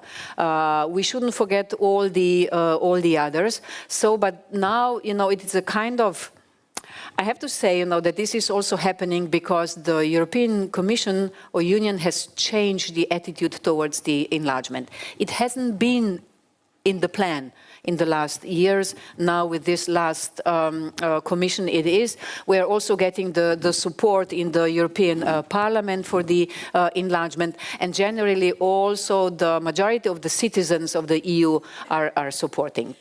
You say something has changed around enlargement. I think everyone in Brussels can feel that there's something in the air, there's new momentum. Obviously, you've taken this as a big responsibility. So can we say you view incorporating more countries as your biggest responsibility, but also if this doesn't happen by the end of this Commission, would you consider that as perhaps a personal failure, but also a European failure? For my personal, yes, it's not just in my hands, but still, this is, I'm saying that I have the best job in the world possible. Who has the possibility to bring new members to the EU? I have, with all my team. So this is, but also huge responsibility. And I take it very seriously, both sides, not just towards the candidates, but also towards the member states. Why? If we want to make it stronger, as you have started our conversation, we have to make it right, meaning that we have to also consider that there are some concerns of the member states. And at the beginning, you said there are two countries that are the front runners. That would be Albania and Montenegro. Then you mentioned Moldova and Ukraine. Are we to understand, and I don't want to make this a cliche, that then Serbia, North Macedonia, you view as, also we should include Georgia at some point in that conversation, you view now as not doing as well? You would put them at the bottom of the rank? No, I'm not ranking this. So what I see the results, we have in this enlargement report, we have measured the progress, 1 year progress, and general preparedness. To some extent, Serbia is more prepared than the countries I have mentioned before, but there was no progress, or it was even backsliding.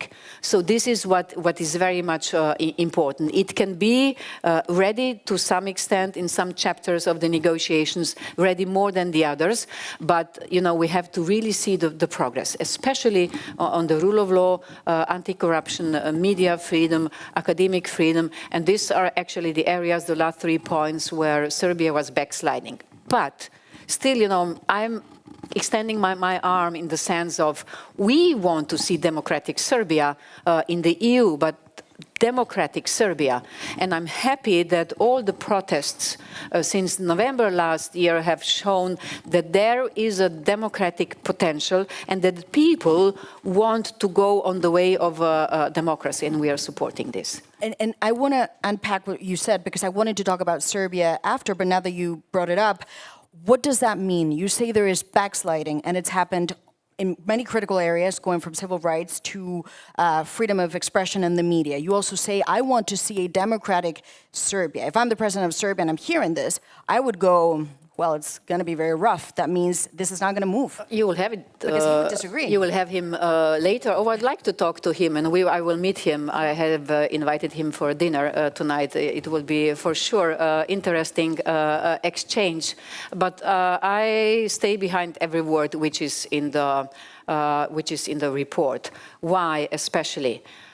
Many areas. One of them is never before have been so many journalists jailed in Serbia as in the last year. The judiciary system is very much under the influence of the president. Nothing is happening in the enlargement process without the president. It is not right. And I could go on. CFSP alignment. So, we expect from our candidates that they align in the trend, their foreign and security policy with the European one. Serbia is really on the last place. So we have 4 members or 4 countries, candidates from the Western Balkans, having 100% fulfillment of the CFSP alignment. Ukraine is 99, Moldova is 98, Serbia is 61. 1 point. The other point is, I can understand that President Vučić is going also to Moscow and to China. But we notice this. I can understand, I come from this area, I know about the relations between Serbia and Russia. On the other hand, being supportive to a regime, Russian regime, which is killing people in Ukraine, not accepting the sanctions which the EU is having against Russia. There are things which we really cannot tolerate anymore. And what I think is also not good, and it is mentioned in the report, is that especially the Serbian politicians and media, which are then following his lead, should really stop accusing us, the European Union, that we are behind the protests in Serbia. Really, we are not. So this is clearly a lie. And there are many, many lies I could go on. And this should stop immediately. Look, you make it very clear that you think the situation is serious and your words are severe. Just to play devil advocate for a second and then we can move on. What the Serbian authorities would say is that we don't apply EU sanctions because we're not a member of the EU. If we joined, we would be aligned. They also say, you know, we go to Russia, but we also have a relationship with Ukraine. But what I understand is that you're saying, I hear those arguments, but if you want to join, then you need to make choices. You want to see choices. Yes, and it is a very important geopolitical choice. You know, we all have to make geopolitical choices. There are also some member states, for instance, who are suffering or will have problems when we say that we want to get out of the energy dependence on Russia. We have done this quite a lot, you know, when the war started in Ukraine. 60% of the gas in Europe was imported from Russia. Now we are down to 5%. Of course, you know, we have to buy also energy which is more expensive. But why do we do this? Because we punish the system who has started this unfair war and supporting Ukraine. But not everything is negative in Serbia. I don't want to give this impression. There have been small steps like media legislation has been adopted. Now they are in the finishing line of the very important Council on the Electronic Media or voting register. So there are some things, and this is right so, and we are supportive, but much, much more needs to be done. And you made that clear. Now let's move on perhaps to Ukraine, because it's the other big country. Obviously, no country has applied for EU membership in these conditions. This is a country that says it can reform deeply, but also fight a war at the same time. In your report, you say that they are committed, and you see that they are committed. You also say, and this to me really, it's very important. You said the technicalities to open up the clusters, they are ready, and it should happen in November. That's a very bold statement to make, but you know the issue is the Hungarian veto. So this needs a political short circuit. Who's going to do it? You know, I'm a bold person, and we should deliver. We are, me and my team, we are pushing the candidates, they have to deliver. But we should deliver too. And we say it is merit-based. It goes both sides. Meaning, if, and it is not about Ukraine, I'm full of admiration what they are delivering, you know, while the bombs are falling on the country. And the same for Moldova. But they have delivered, so we will be by November ready to open all the clusters. And then one of the member states is opposing. It's Hungary, and they have said we're not going to change. Yeah, but you know, the same country, the same member states has given a green light to give candidate status to Ukraine, has given a green light to start negotiations, but now it is blocking. This is not fair, and this is not how I see the European solidarity and geopolitical need. But of course, I'm sure we will find the solution. You know, I was telling today at the press conference, not Ukraine, not Moldova, they don't need Orban to do the reforms. They can do the reforms on the way. So perhaps we see it more too black and white. We can only go on if we open the cluster or clusters. No, we can go on also without opening formally the clusters. We can do the technical work I'm speaking about in the working groups, and when the conditions will be met, then we can open and close clusters. I'm happy you say that, because that is the core of the story. Ultimately, that is the issue. What you're saying is the technical work has been done. The cluster should open. The negotiation needs to move forward now. But it's clear by now that the technicalities are not going to fix this, because it's November and nothing has happened. It's almost a wasted year. The only way forward is political. So what does that look like? Is it the German Chancellor saying to the Hungarian Prime Minister, you need to do it? Is it Antonio Costa saying, we no longer do unanimity, in some ways we just need a majority? What is the political short circuit that is going to change this? Because only politics can change it now. You know, we have to consider that the accession process is one part is the technical part I'm responsible for. The other part has to do with the political dimension and dynamics in the member states.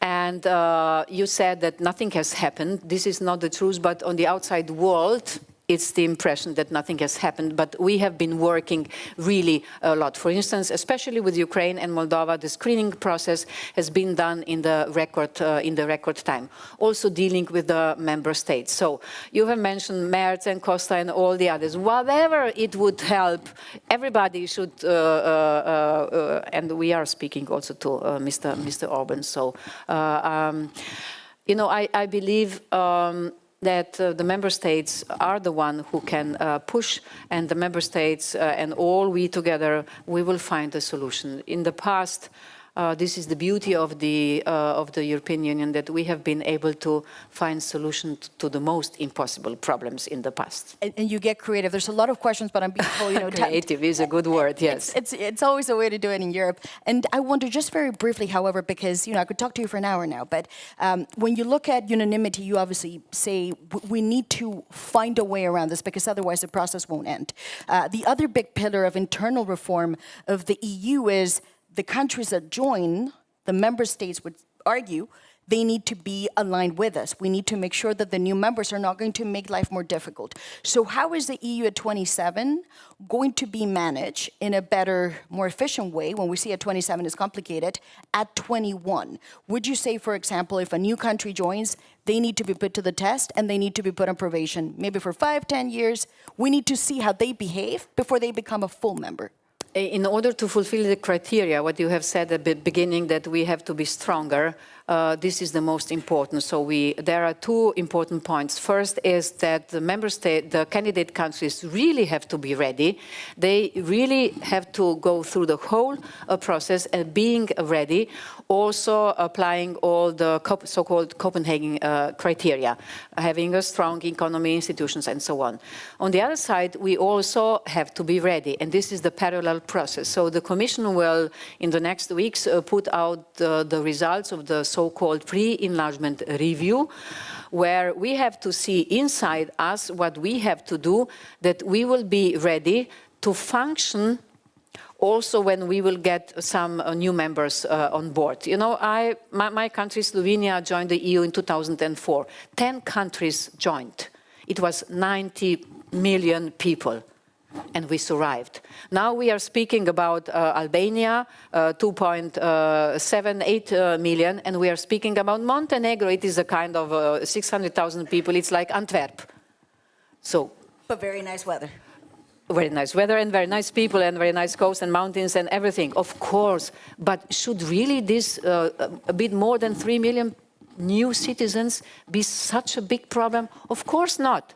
But I can understand the concerns of the member states, of the citizens, and that we have to talk about it. So what I expect now, and I hope that we will do this together, all the stakeholders, to discuss about the future of the European Union, and it could also be that we speak about the decision-making process. And this idea that we hear now, yes, you're a member, but you don't have a veto, some rights, no, yes. No. Do you like the idea of Class A and Class B members? No, I'm strictly against, but this is my personal opinion. No, we cannot have two-class members. You know, when Slovenia joined the EU, we have been equal like Germany. You know, we were so happy at that time, and France and so on. I'm exaggerating a bit, but no, we have to enable that all the members will be equal. But already exists, you know, through the accession treaties, we can define transitional periods. For instance, Poland has gotten now, you know, people speak about the danger of the agriculture from Ukraine. You know, when Poland joined, it was the same issue with their agriculture. So Poland has gotten 20 years of the transitional period. We have transitional periods. We have different areas where we really can talk about to enable a full integration and really strong EU. And just as we reach to the end, there are 2 points that I would like to clarify. One is, you said everywhere that we put out in the report, we stand by it and we think this is a good report. Obviously, with Ukraine, you say they have made a lot of progress, but you also point out to the idea of rule of law and corruption needs to be tackled further. As you can see, the government, President Zelensky, he spoke with us, he said, I haven't fully seen it, but I'm not sure I fully agree with that description. What did you mean by that? It's been interpreted as very negative. Is it that negative? No, not at all. But, you know, the report for Ukraine and any other country is more than 100 pages. and some people have read just a few lines. And it is really good to see the whole report. And for Ukraine, it is clearly a huge development, a huge progress. But there are some points, and this is nearly for every candidate country. Just to remind you, why are we doing this enlargement reports? It is, we do this to point out what is running well, and to see where we need some improvements. And one of the areas where we see the danger in Ukraine is, and we have experienced this on July 22nd, where actually a law has been adopted which was making their two main anti-corruption agencies less independent. And this is not good. You know, it is very, very important that the country, not just Ukraine, is having independent anti-corruption institutions. And this was a clear backsliding. And this shouldn't be the case. The law has been repaired, not yet to 100%, so we are still working on this, and this is why we have put this into the report. And so in all of this, you still say the European Union is going to be stronger with them inside? Yes, once they will join, but they will not be able to join unless they will be prepared. So this is a circle we have to follow. Just very quickly, because I think we have a responsibility on this as journalists. Georgia, the language that you have used is, at least to my knowledge, the most severe I have ever seen in a report like this. If I understand what you say, where you talk about massive and very serious backsliding on everything, you talk about authorities that no longer seem to be interested in this process. If I read that, the way that I would interpret it is, this is the end of the road. But at the same time, there is a people, and we all know this, who are prepared to do almost anything to now join the European Union. How do you bridge this gap? You're right. This is the worst enlargement report for any candidate country ever, but rightly so.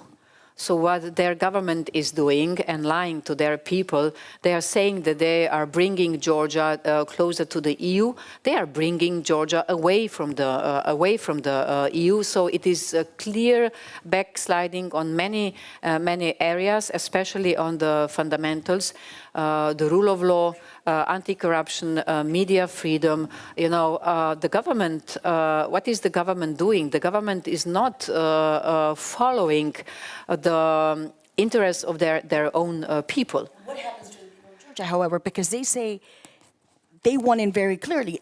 Is there a way to bridge this gap? You know, that's why the only option is that the government of Georgia will revise many laws who are clearly anti-European. They should stop putting their political opponents or journalists in jail. They really should start not oppressing anymore the organizations of civil society. You know, we have difficulties to support them because as long as they hear we would love to support them, they are in the danger that they will be put in jail. So, yes, it is clearly Georgia still a candidate country, but for the Commission only on the paper. And we will do everything to support media and especially civil society organizations. And just lastly, by 2030, the end of this mandate, what does the European Union look like? Is it 29? Is it 30? Who's in it? Oh, I don't know. I can't see in the stars, but I will work endlessly and tirelessly on this project in which I really believe. For the first time after many years, the prospects of the enlargement are there. How many countries it will be, it is not that much important. Important is that actually we will get stronger, as you have said, and that we will make our union of values and democracy bigger. And I will close with this, if I may. You know, in the past, the European Union has always been capable to include the countries which have been, for instance, Portugal, Spain, Greece. We included them into the EU after the end of the dictatorships. After the Berlin Wall fell, we have been able to include, for the first time, countries from the Eastern Europe. And now we are again in this historical moment. So I am positive there will be some new members. How many? Let's meet in 2030. No, 2029, because my mandate ended in 2029. So we have to meet before December the 1st, 29. Then we can talk about the numbers. Okay. We'll invite you again in 2029. Okay. Commissioner Koss, thank you so much for this important conversation in Euronews. Thank you very much. Thank you. Thank you. Thank you.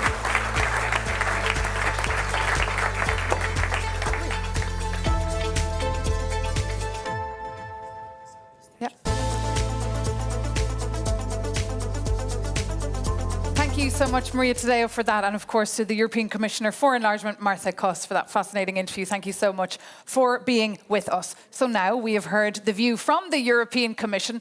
But what about the European Parliament? To get some more views, Euronews had the opportunity to speak to 27 MEPs and ask them what they felt. Take a look.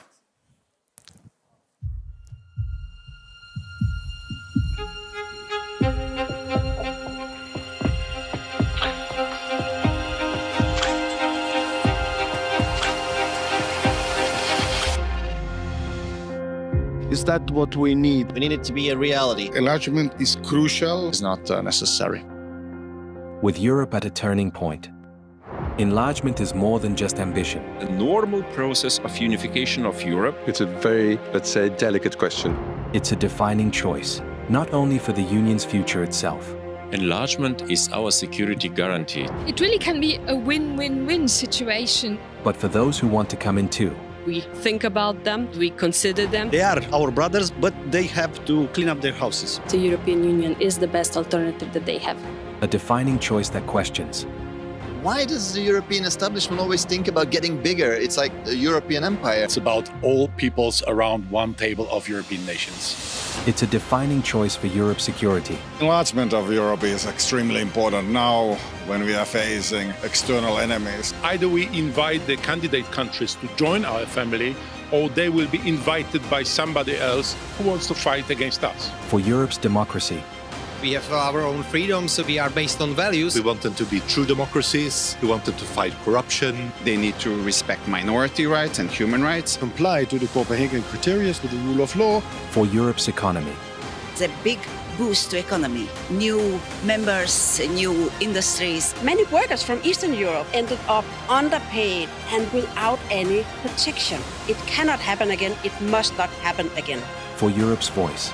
It's important for the European Union to keep that level of influence in the Western Balkans. The more members we have in the European Union, the less its member states can directly influence political decision-making. You give part of your sovereignty, of course, but you get a seat at the table. For Europe's unity. Our motto is united in diversity. Diversity is always positive. Learn to live with one another, learn to understand one another in harmony and in peace. Peace, security, stability, and prosperity.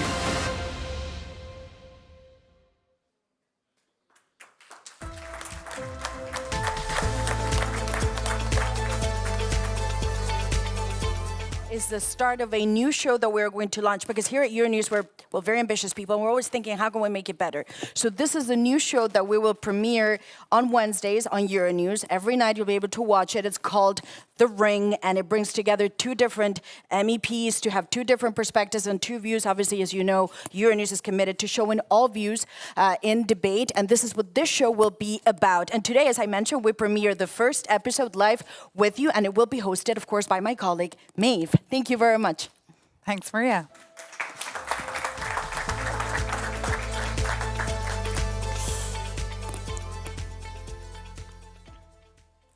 Hello there and welcome to The Ring, our brand new talk show here on Euronews. Each week, two elected members of the European Parliament will go face to face on some of the pressing issues that they're debating inside the European hemicycle in Brussels and Strasbourg. And the tone for this show, The Ring, has been set by the European Commission President Ursula von der Leyen. Europe is in a fight for a continent that is whole and at peace, a fight for our values and our democracies. But what kind of fight and what kind of values, what kind of future do we want here? That is exactly what we will explore on this brand new show, The Ring. And the topic, of course, for this very first edition is EU enlargement. And we're thrilled to be joined by two members of the European Parliament, David McAllister and Mark Botenga. Let's get to know them more in this clip. David McAllister, veteran member of the European Parliament, Chair of Foreign Affairs, Vice President of the centre-right EPP Group, a leading voice in European and transatlantic affairs.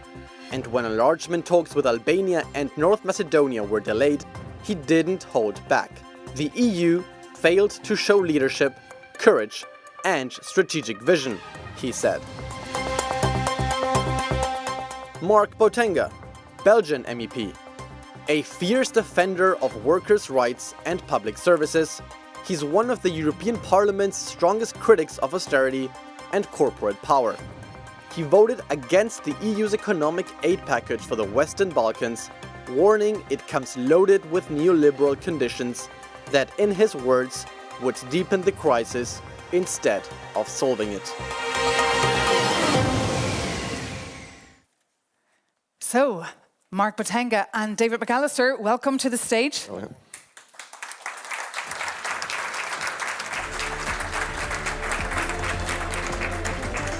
How do you feel about being our very first contenders here on the ring? Lovely. Very excited. Yes? Very. Well, you're so very, very welcome. We have, of course, a lot to discuss. So let's kick off with yourself, David McAllister. Croatia was the last country to join back in 2013. Who will be the next to join and by when? Well, there are 10 candidate countries, and I'm very sure one of the 10 will be. In the moment, Montenegro is the front runner, then comes Albania. But apart from these 10, there are also some developments in the High North. There are new debates in Iceland, in Norway, and even in Greenland, who perhaps might also want to join the European Union. Indeed, as we're hearing, EU enlargement, the momentum is indeed there. Is it for you? Are you in favour of EU enlargement, Mark Botenga? Well, I'm not against or in favour of EU enlargement. I think we need to see why we do it and what we want to obtain, what's going to be the consequences. Because there have been consequences for working class people of previous enlargements. And we've seen that today as well. You know, there have been protests of farmers against liberalization of trade, for example, with Ukraine. There have been victims. We've seen social dumping practices that have made people very skeptical of these enlargements. So what I would say is we need to get our house in order socially before we risk having the same effects again. Can we afford EU enlargement? The history of the European integration has always been the history of enlargement. We started with 6, we became 9, 12, 15, 25, 27, even 28 members. There are 48, 49 countries in Europe, and 10 out of these want to become members of the European Union, and we should support these countries in their aspirations. But of course, in the end, all the necessary criteria need to be met, politically, financially, economically, that's clear. But I am happy to see that further countries want to join our family of nations because they share our values and they believe that they are stronger and better off together with us. And we saw the so-called report cards or progress reports coming out today from the European Commission this week in Brussels. What are your views on them? Well, obviously we've received these hundreds of pages just recently, so we're not going to pretend any one of us, I think, to have read or studied them in depth. However, one thing I looked at, and which I'm disappointed by, is that, of course, we know this is no longer just a merit-based process. There's a geopolitical dimension to it now. No one's going to deny that. But what I have seen is that over the last years, I've seen a lot of protests from trade unions, International Trade Union Confederation, European Trade Union Confederation, saying there's a clear backsliding on working class democracy in Ukraine. There have been new laws. There's been even the Secretary General of the Federation of Trade Unions of Ukraine that's been put under house arrest, right? And the Commission doesn't seem to take that seriously. And I think, you already have a martial law and you're attacking civil society in this way. That needs to be on the agenda. And what I'm seeing is that we're abandoning basically the criteria just because of geopolitics. Is that a point that you could address, David McAllister? Many feel that the EU is not working for them, those that are in the club already. There are 10 candidate countries in the moment, but the big difference between Ukraine and the other 9 is Ukraine is going through a fully fledged war, a Russian war of aggression. And of course, you need to always consider under which enormous pressure and challenges Ukraine lies. Yes, Ukraine is still far away from meeting all the necessary EU criteria. Ukraine is on the way, it's a marathon. And of course, also the Commission has been very outspoken in also criticizing what is not going well in Ukraine. But my impression is that the Ukraine government usually responds in a positive way to the criticism coming from the Commission and the European Parliament. That's why we need to also work on social standards and workers' rights in Ukraine, just like in any other candidate country. But please, we need to bear in mind this country is under attack by a vicious regime in the Russian Federation. There, Mark Botenga. If you are under attack, is your priority to crack down on trade unionists? Is your priority then to say we need to liberalize the energy sector, the banking sector? No, I mean, your priority should be to bring back peace, to get back your sovereignty and so on.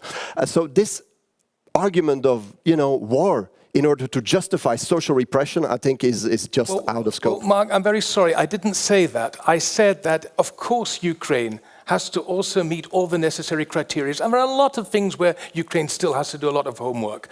But in general, we need to just consider under which enormous challenge they are, fighting a war against Russia on the one hand, and on the other hand, preparing to join the European Union. That is very impressive and that deserves respect. But once again, I am not arguing, I'm not defending this. In the end, they will have to meet all the criteria, including the social criteria you have mentioned. So we agree being disappointed by the Commission. What about internal reforms, David McAllister? What kind of internal reforms does the EU need to do? Its own homework, perhaps?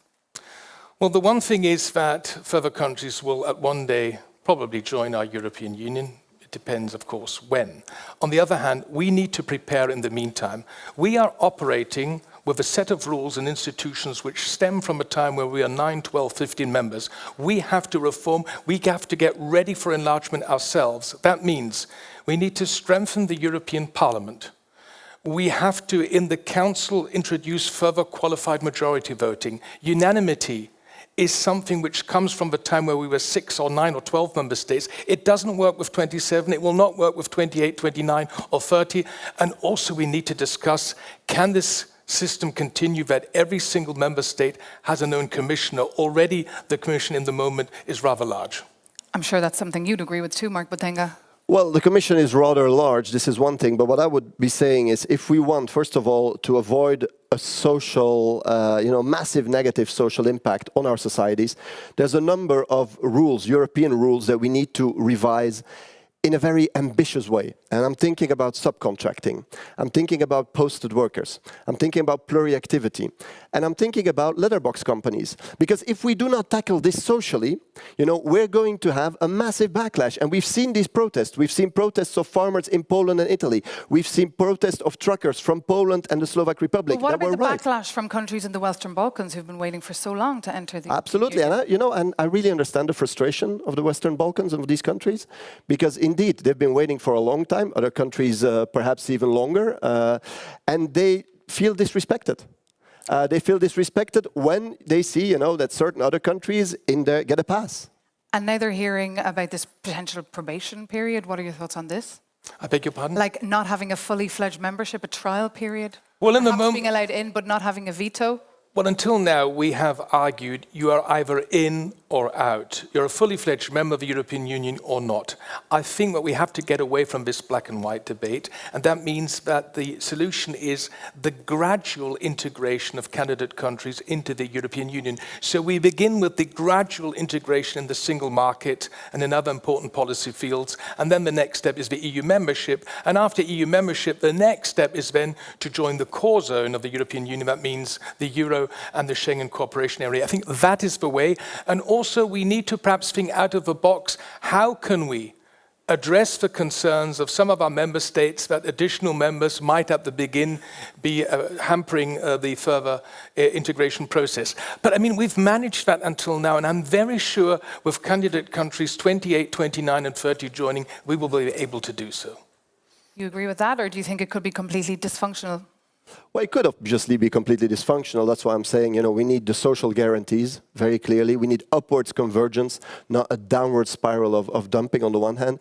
And secondly, if we do not involve the people, if we think this is all going to be decided in Brussels, in Strasbourg, there will be a backlash democratically as well, because people will not take it. People will be like, hey, my working life, my salary is being affected. And so that is something we need to deal with. I don't always necessarily agree with Mark, but on this point, he's right. Yes, indeed, we have to convince our citizens, we have to convince the people, but the social standards which are so important to you, and they're just as important to me. I think one way to guarantee these social standards in the candidate countries is that we go through a thorough enlargement process, because in the end, all the criteria need to be met, and that's why enlargement is a huge opportunity, not only for the people, but also for the businesses and the employers and the employees in these countries. Interesting, on this very first edition of The Ring, you're starting to agree with each other, because politicians, it's all about building compromises, of course. A German Christian Democrat and a Belgian socialist, I mean, we're wide apart usually. And now it is time, in fact, to show our viewers a little taste of what it's like inside the hemicycle, when, as some of you may have seen, MEPs get the chance to pose questions to each other, sometimes very provocative. David McAllister, please start with your question for Mark Botenga. Mark, if I understood you correctly, you're rather enlargement skeptical and you want to not accelerate the process. You believe that we need to take our time. On the other hand, grey zones will exist. Grey zones will be created, and China and the Russian Federations are just there to fill these grey zones. Why do you do that? Well, it's an interesting question. I mean, I would send you back the question. You know, Russia and European Parliament, we've criticized that very long. That Russia thinks in terms of spheres of influence, you know, and they try to influence other countries to do what they want, to copy their model or impose their model. The way I hear you speak sometimes about enlargement is very similar. Where I'm saying, should the European Union then enter in this logic of spheres of influence? I don't think we should. You know, and I don't think we should be interfering in other countries. They have their democratic processes, their local evolutions, and we should respect this. And this might indeed end up in enlargement. You know, I'm not principally against. But what we should not be doing is copying a model of countries that we criticize. Mark Botenga, you now have the opportunity to pose a question to David McAllister. Well, let me come back to what we were discussing before. I mean, you said that indeed social convergence upward is important. Then I'm going to ask you, why is EPP systematically opposing, you know, ambitious social proposals that could basically end or limit social dumping? I'm thinking, for example, of banning subcontracting below 1 or 2 levels. I'm thinking of, for example, forcing letterbox companies to have real activity in the country they're officially based. Think of Slovenia, think of a number of other countries. Why doesn't EPP take that social agenda seriously, aside when we're discussing very abstractly about enlargement? Okay, thank you for your question. Not directly related to the enlargement countries, I understand. But it's very close to your heart, of course. Well, look, first of all, the EPP has always been the leading party when it comes to further developing the social market economy.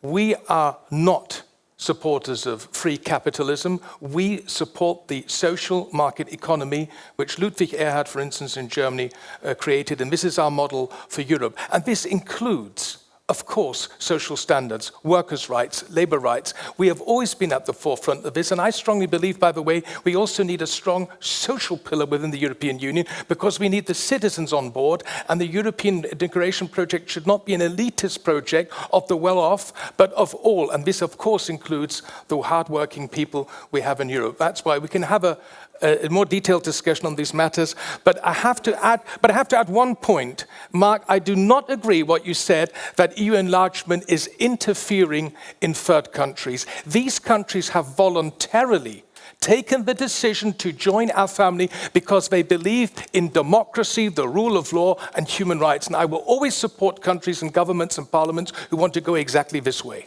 I will answer that one. Let me just reply to that. That is a very naive vision, and you know you don't share that, of how these processes go. You know the European Union has been very active in sponsoring NGOs and media to influence public debate, you know, in these countries. We've done this in Ukraine, we've done it in Georgia, we've done it in many countries. And you can say this is legitimate, and we could argue about this, saying it is legitimate, it's not legitimate. But the other side, you know, the Russians that want their sphere of influence are doing very similar things. What I'm saying is that we need to listen to social movements over there and not prioritize our own corporate interests. Because what we're seeing today, honestly, if you see the Finnish minister going to Georgia to protest with the protesters, you can say, you know, if a Russian would do that, we would consider it unacceptable interference, and rightly so. If we're doing it, we're saying, well, you know, it's a support for democracy. So this thin line, and there we need to be very clear that there might be double standards in the way we look at things. Well, Mark, I think here we have some clear differences between the two of us. When it comes to interfering in candidate countries, I wouldn't at first think of EU member states. These countries are being flooded by malign Russian influence. Absolutely. Fake news, propaganda. They are trying to destabilize democracy. Mark, I think the socialists, your party, you should deal more with this horrific Russian foreign malign influence we have in Europe. Just to make clear, because otherwise we're going to get some problems with colleagues, I'm not from the socialist group. Huh? Well, how do I call you then? Yes, indeed. You said the way the left group, but okay, I mean, just to, in order for our socialist colleagues not to get a heart attack. Okay, well, what are you then? We're the left group. You're just a lefty. Okay, well, when it's like Mark the leftist. Okay. I'm glad you're getting to know each other here on the ring. Let's perhaps bring in another voice on this very important discussion of EU enlargement that has made a political comeback. That is the voice of the Ukrainian President, Volodymyr Zelensky, who spoke at the Euronews Enlargement Summit here in Brussels, and he said that Donald Trump is supporting Ukraine in becoming a member of the European Union, that Trump understands that this is the will of the Ukrainian people. But my question is, what do you think of this statement? And do we really need the approval of the White House for this kind of thing? The brave women and men in Ukraine are not only defending their territorial sovereignty and integrity every day, they are also defending our European values. They are defending the European peace and security architecture. And if there's one people in Europe who has shown how committed they are to the European integration progress, then it's the brave women and men from Ukraine. They deserve all our support.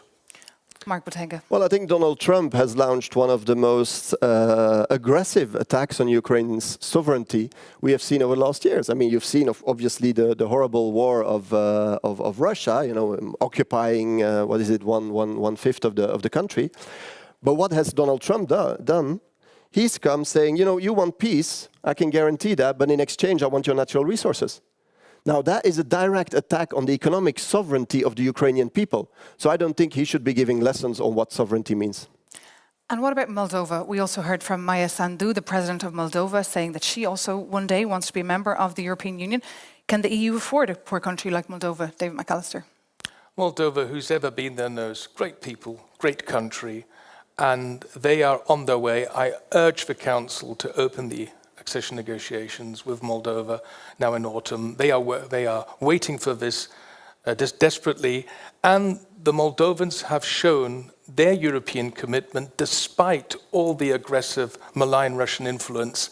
The people in Moldova stood strong and voted 3 times in favor of a pro-European orientation at the referendum, at the presidential elections, and just most recently at the parliamentary elections. Mark Botenga. Why not? Let's talk. I mean, I'm in favor of talks. Moldova, as you know, is not an easy situation with the Transnistrian situation, so that will need to be solved. Let's not pretend that doesn't exist. But we always need to keep talking. What I'm saying is let's keep talking with the respect of local democracy. You know, let's keep talking and let's not accelerate things beyond that in the hope to, you know, eat them up quicker than the others, because that's not what Europe should be. Well, now we've heard the view of the MEPs. I'm curious also to get the view of the European public, to hear how they feel about EU enlargement. We've been digging into the latest Eurobarometer survey, which is, of course, the data accumulated by the European Commission that tests the temperature, if you like, of the European public. And according to the latest data, 56% of Europeans are in favour of EU enlargement, 39% show mistrust, and 14% think their country would not benefit at all. The pros of those polled were that the EU could benefit from larger markets, there'd be more work and more skilled labour, and the cons, many said, the cost for the taxpayers, the risk of corruption, organised crime and terrorism, and also uncontrolled migration. Mark Botenga, a reaction to that data? I think if you look at the Eurobarometer, one of the very interesting points is as well that most people don't believe they will benefit themselves from enlargement. You know, they say, okay, why not the idea? The idea is nice, and the idea, this is also why in the EU bubble, it's so, you speak about enlargement because it's nice, like Europe expanding. But many people are afraid and know they will not benefit. We've seen massive population losses also in, you know, member states that joined later, Bulgaria, Romania, the Baltic countries. And that is why, and I'm coming back to this, if we do not have the strong internal social measures, and apparently EPP would be open to that, so that's the news of the day, then we cannot do this enlargement. It is a valid point. I mean, people are scared. They're scared for their future, they're concerned about the cost of living, and they're getting selfish, therefore. The positive thing about this poll is that a majority of Europeans are in favor of enlargement, but I take very seriously that 39% are against. And we have to work on this. We have to improve our communication. We have to explain to our citizens that further enlargement, if we do it properly, I am not advocating enlargement for enlargement. I am advocating an enlargement process which is merit-based, where each country is individually judged, and that in the end, all the necessary criteria are met. That is a long process. It's a marathon. And by the way, enlargement is a regatta, not a convoy. Each country needs to be individually judged. But in the end, if these countries, with their economies, join, it is beneficial for both sides because it means new markets, new business opportunities, and the enlargement until now has shown, especially the big enlargement in 2004, that it was beneficial for everyone in Europe. Was the Big Bang enlargement successful in your view, Mark Botenga? Well, once again, I mean, I've said it before, many people in, older member states, France, Germany as well, Belgium, saw this as an opening for social dumping, which was reality for many people. And many people in the more eastern, the more newer member states left their countries, felt forced. I said Bulgaria, I said Romania, the Baltic countries that have seen a lot of people quitting in the hope of finding a job somewhere. Now, I'm not against that as such, but it did create structural, or aggravate perhaps structural problems within the European, let's say, the subcontinent of Europe. And if we're going to do that again with now one, at least very big member states, demographically, economically, as Ukraine, we might have that in a much, much stronger version. And look at how many Germans reacted now that suddenly, when President Zelensky opened the borders for young men, and you had, 100,000 young men saying immediately, we want to quit Ukraine, how that reaction provoked German citizens. I think the solution to the problem of social dumping is what we have seen in other cases, transitional periods. That we don't go from one extreme immediately to the other, but we have these transitional agreements, these transitional periods is for the free movement of labor, as we had with some Eastern European countries after 2004. Dave McAllister, what about some of the cons there that we listed? Pardon? What about some of the cons there that we listed, the concerns that Europeans have with enlargement, be that organised crime or uncontrolled migration, the fact that it's their taxpayers' money that will have to go to them? Absolutely, these concerns are legitimate. We need to how do you address them? We take this seriously. We need to better communicate. Marta Kors today said, as Enlargement Commissioner, we're in this together, and it is our duty, not only in the candidate countries, but also in the 27 member states, to convince our citizens that this is beneficial. And I named the arguments that we are stronger and better off together, and that we have much more and greater business opportunities. And in general, I would see there are 48, 49 countries in Europe. 27 are in the European Union. But the European project has always been open to all countries who lie geographically in Europe, who share our values, and are ready to go through a very challenging negotiation process. That's where we are. And the EU does need a success story when it comes to EU enlargement. They need to make some announcements soon, especially after Jean-Claude Juncker, as Commission President, said there will be no enlargement under my 5 years. Okay, but I'm not particularly concerned with the PR needs of the European Union. That is a different thing. What I do but otherwise, it could break up. Yeah, but we need to watch out with the communication aspect of it, because I've heard this on many things. Also, development cooperation, because it always has the same undertone of like, we're doing great things, we're just not explaining them well enough to the people. I think people have real concerns. People really see an impact on their salaries, they see on their current lives, and we need to take that seriously and adapt policies, not just adapt, PR strategies. So I think this is really important. And secondly, let's on the other hand not stigmatize potential member states, because organized crime is not something that is limited to a particular country or region. I think many countries today in the European Union are affected by organized crime. Mark, if we had applied your attitude in 2001, 2002, 2003, the enlargement in 2004 wouldn't have been possible. And I'm happy to live in a Europe. I would have been happy. I'm happy to live in a European Union where Poland, the Baltic countries, the Czech Republic, and others are also fully fledged members. The Europe is more than old Western Europe. Europe is Western, Central, and Eastern Europe. And I think that if these countries, these candidate countries, are on their way to fulfill all the necessary criteria, and I have been the rapporteur for one of the candidate countries for 5 years. I know what hard work it is. We should give them all the support, and you are playing with fears because all these arguments you have mentioned today, I remember were exactly the same ones I heard before 2004 when the 10 Eastern and Southern European countries joined, and also when Romania and Bulgaria joined in 2007 and Croatia in 2013. And we didn't deal with them. Pardon? Sorry, that's the point. We didn't deal with them. And this created fears. This created also a backlash in certain of these countries because we didn't take them seriously. And that is the point. I will give you a good example. Croatia joined in 2013, and 12 years later, Croatia is not only a fully fledged member of the European Union, but also a fully fledged member of the Schengen area and introduced the Eurozone. How many Croatians are forced to leave their country to get a decent work in Germany? Croatians now feel forced. You know, the German courses are big business in Croatia because there's not enough investment in the Croatian productive economy. And so this is something that the Croatians struggle with. And I want to listen to the Bulgarian trade unions, to the Romanian trade unions, to the Polish trade unions that are saying we are not getting out of this what we as workers deserve. And here we're getting a real glimpse of what the debates inside the European hemicycle are like. That was the view of Mark Botenga, the view of David McAllister. I'd like to hear your view. Please reach out to us here, thering@euronews.com. But before we come to a close, we have a bit of a rapid buzzer round for our two contenders. I will pose a very short question and I require a very short answer. Just yes or no. Mark Botenga, is the future of the European Union bright? Yes or no? If we fundamentally change policies, yes. Yes or no? Yes. Are opt-outs a good idea for joining member states? Opt-outs, are they a good idea? Updates? Opt-outs. So, for example, you become a member of the European Union, but not of the euro currency. Opt-outs. Opt-outs. Oh, right. Yes.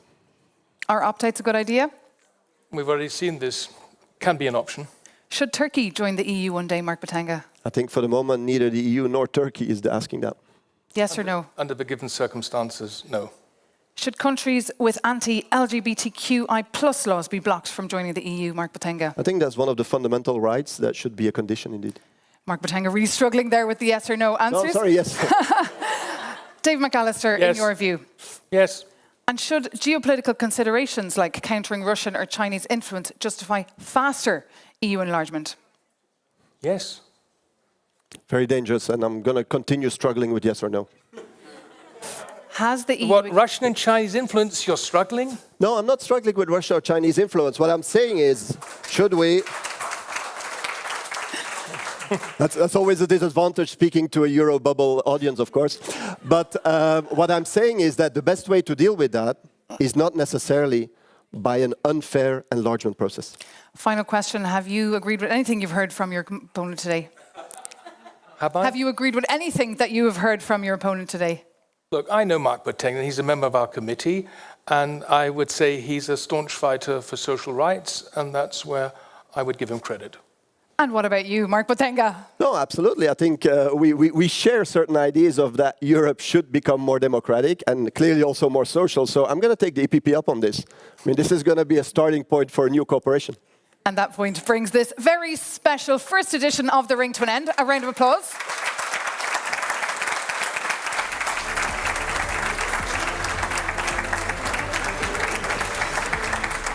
Thank you so much, David McAllister and Mark Botenga. And thank you so much for joining us. We'll be live every Wednesday night on Euronews. See you very soon. Take care.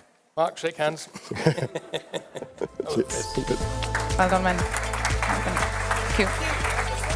Yes, thank you for joining us.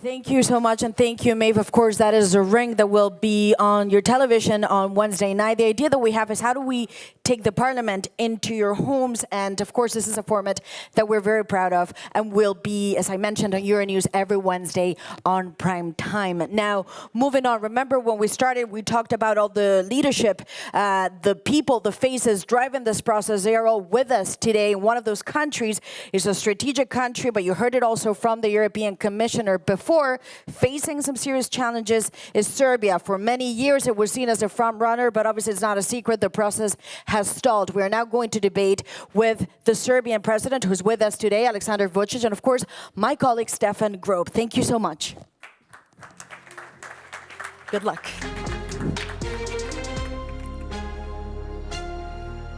Mr. President.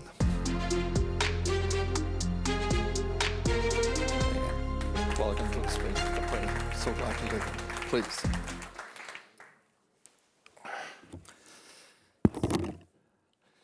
Hello and welcome to the Europe Conversation. I'm Stefan Grobe. My guest today is the President of Serbia, Aleksandar Vučić, a man whose political journey an American news magazine once described as from nationalist hawk to devout Europeanist.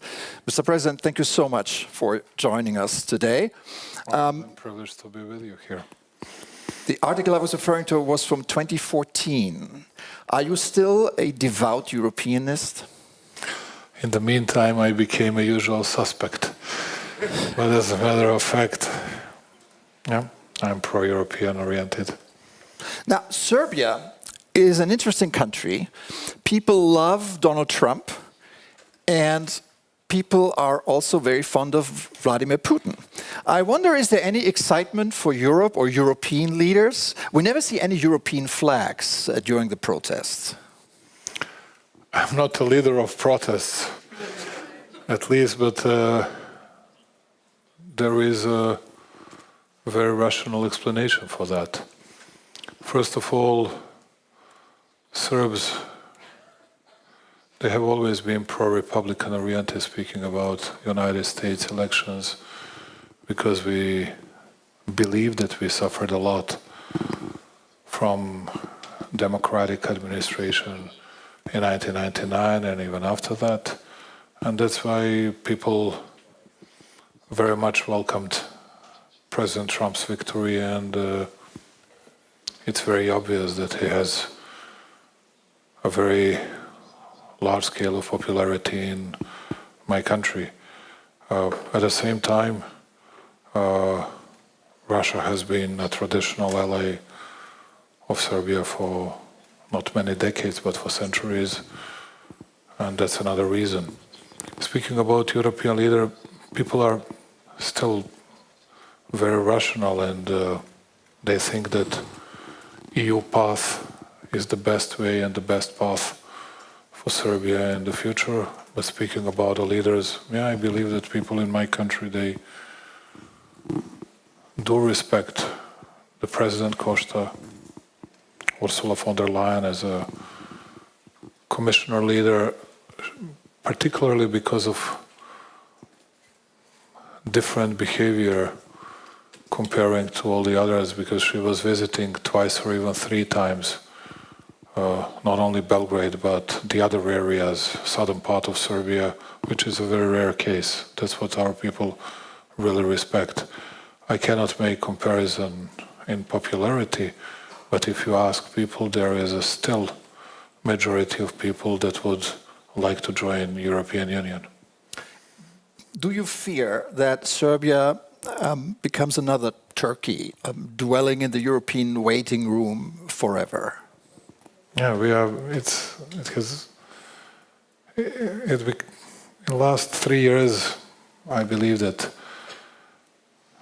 some of previous speakers here were saying something about Serbia, and there are a few facts. Serbia didn't open any single chapter, any single cluster in the last 3.5 years.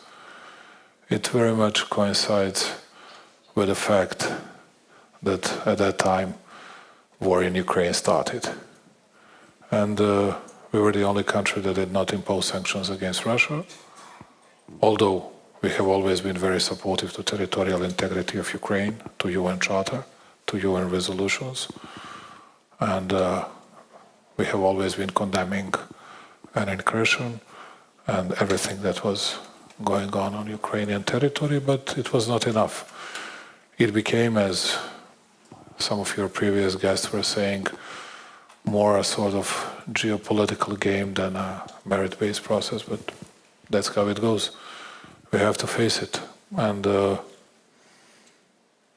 the same time, I believe that we'll have to consider all the remarks, all the demands from European Union. We need to change the level of our enthusiasm, the level of our energy, to understand what we were doing in a wrong way and to go much faster. Just to say a few words to your people here. When you say Serbia, it means, comparing to Western Balkans, it is almost 55% of overall Western Balkans export to EU. Serbia is, regarding that issue, bigger than all the others altogether. Speaking about FDI attraction, last 3 years, Serbia was more than 60% of overall in attracting foreign direct investments than all the others in the Western Balkans, much bigger. And at the same time, yes, I know that we are facing thousands of doubts from different member states because of our relationship with Beijing, with Moscow. I cannot, and I'm not going to justify myself for talking with someone. I think it's really stupid, and I'm not a pupil in an elementary school, to tell you the truth. I believe that everybody should talk to each other, and I think it's very healing, and it doesn't mean that I agree with someone if I speak to someone. And what was very strange to me, because I heard the words of criticism and I accept it, I'm the culprit, from Marta Kos. Well, it was not just that he went to Moscow. I had plenty of reasons to go there. I had to do something with the gas arrangement. I had to discuss oil industry of Serbia, which was sanctioned at that time by United States of America. And they are an owners of our oil industry of Serbia. I had several issues to discuss it. What was the alternative to that? But no one actually from Europe asked me. Yes, Costa and Ursula asked me, but not the others. What was the content of our meeting? What we discussed? Because I was not interfering into Ukrainian or meddling into Ukrainian-Russian conflict, because I'm a small guy coming from a small country. I don't give a chance to myself to interfere into something big that either big countries, either European Union deserves to do so. I don't do it. I was discussing my small issues, which are big issues for my people, for Serbian people. And that was my intention. But at the end, I would like to see, if I may say this here, because I was always a big fan of that rule, audiatur et altera pars, hear the other side or listen to the other side as well. I would like to see all the leaders speaking to each other. That's the only way to overcome today's situation. But I know that nobody likes to hear it, because I see that everybody is smiling and laughing and joking when we say something bad about the others. I'm not going to make jokes about US, China, Russia. I think it's too serious to make any kind of jokes. I believe that we need talks. There's a lot to unpack here of what you said. I will come to that in a minute. But first, when you travel across Europe, meeting people, meeting your counterparts, how would you rate the support and the excitement within the European Union for a Serbian membership? It's different. When I speak to Southerners, there is much bigger support. I'm going to meet President Macron in a few days. Again, I believe that we have had so far French support, Italian support. I was meeting Giorgia Meloni several times in last 12 months. It's pretty much the same with Spaniards, Portuguese, Greek, and the others. It's a bit different when we go to Benelux countries, and it's a bit different when we speak to Baltic countries and Scandinavian countries. We'll have German Minister of Foreign Affairs very soon in Belgrade in a few days. I have spoken recently to Chancellor Merz. We had some good talks, and I hope that we'll be able to hosting him soon in Belgrade, which means January, February next year. When you were in China earlier this year, you told a Chinese interviewer that you didn't sleep the entire night before your talks with President Xi the next day. I wonder, do you experience the same sleeplessness before a day of talks with Ursula von der Leyen? You want to see this?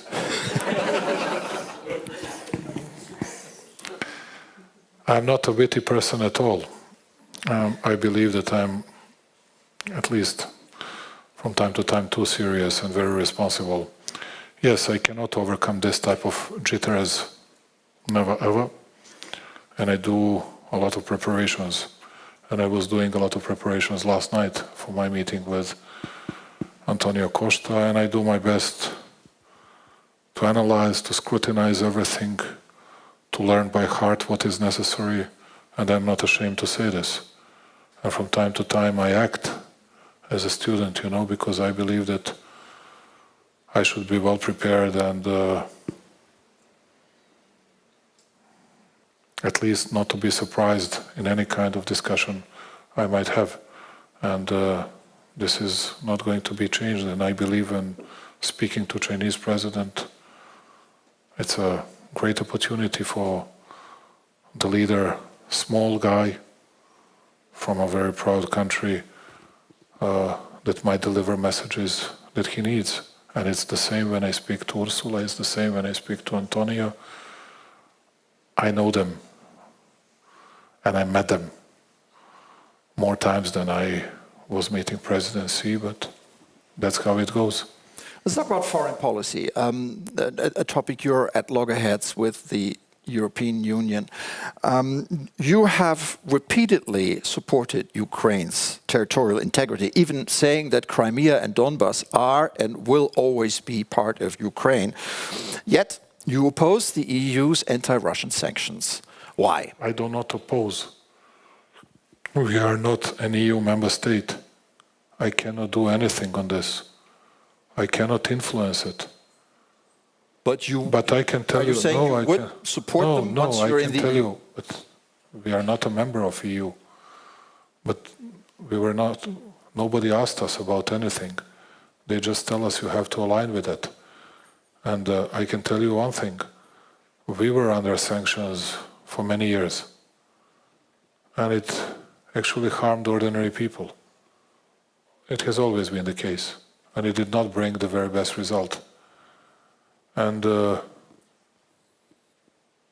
have some doubts about the outcome of huge sanction packages that were imposed against Russia in the last 3.5 or 4 years, whatever. And but we had no influence on that. Speaking about Ukrainian territorial integrity, it means that we observe UN Charter, UN resolutions, and all the values of international public law. That's how it goes. That's the way we protect our territorial integrity. And also, it's easy to rebuke. It's easy to scold small countries like Serbia, which are not members of the club. Because you have a usual suspect, you have always a good culprit for everything. And even Commissioner was saying, it's not fair, it's not good, it's not nice if he goes to Moscow. Had to go, had to take care of vital issues for my people and for my country. That was of an utmost, of super interest of my people and of my country. But I didn't hear that she was mentioning, or anybody else was mentioning, many other European leaders. And I'm not speaking about Viktor Orban. many other European leaders that were speaking to Putin in the meantime.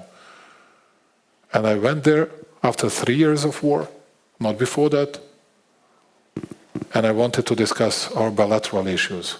Did not interfere into this big war agenda, big issues, because I know my place, I know the place of my country.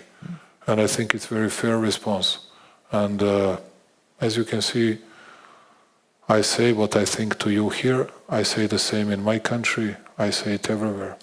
You said last week in an interview with a German media outlet that Serbia was ready to sell ammunition to EU countries, even if Ukraine We were received discussing it. that 5 years ago. We were discussing that 5 and 4 and 3 years ago. Right, but and I was saying to them, Yeah. I was saying to them the following. Here's the story.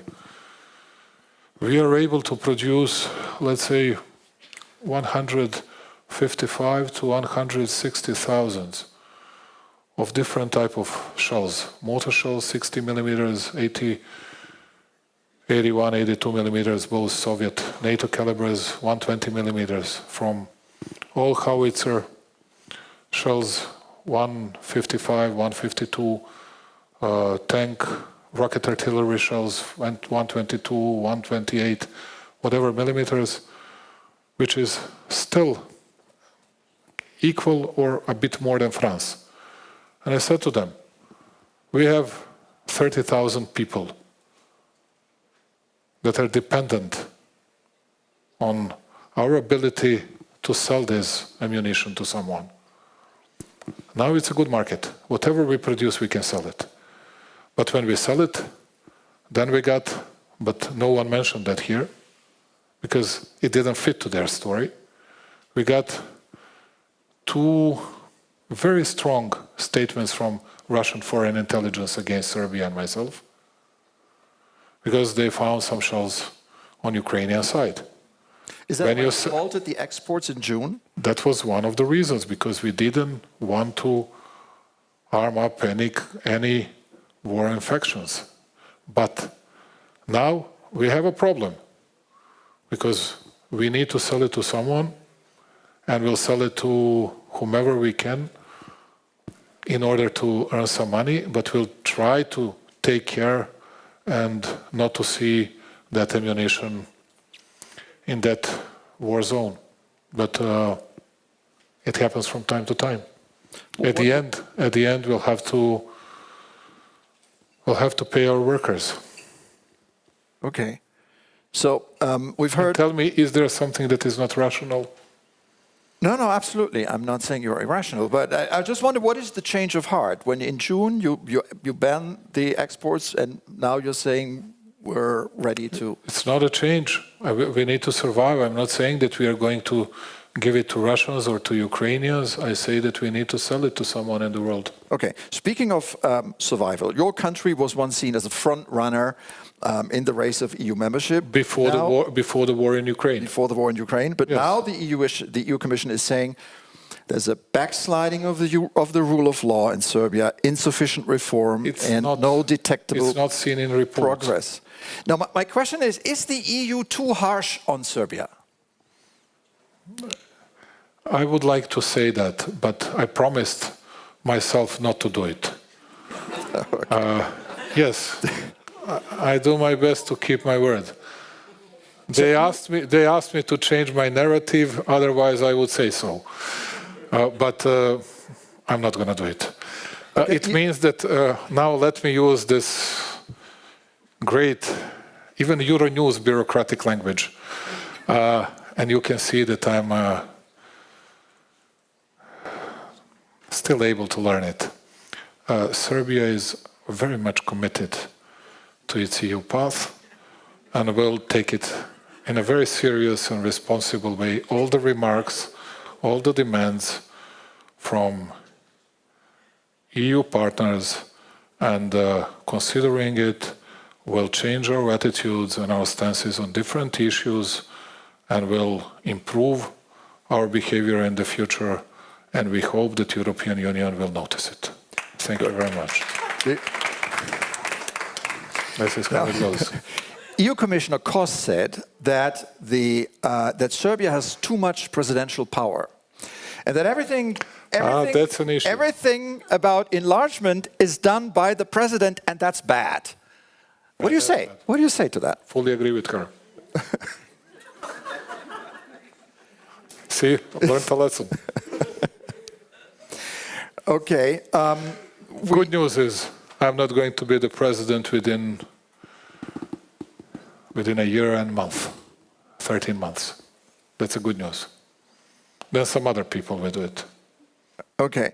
I'm going to talk one question, if I may, sir, about the domestic situation. We've been seeing protests for a year now, following. We've been seeing protests for 11 years in Serbia.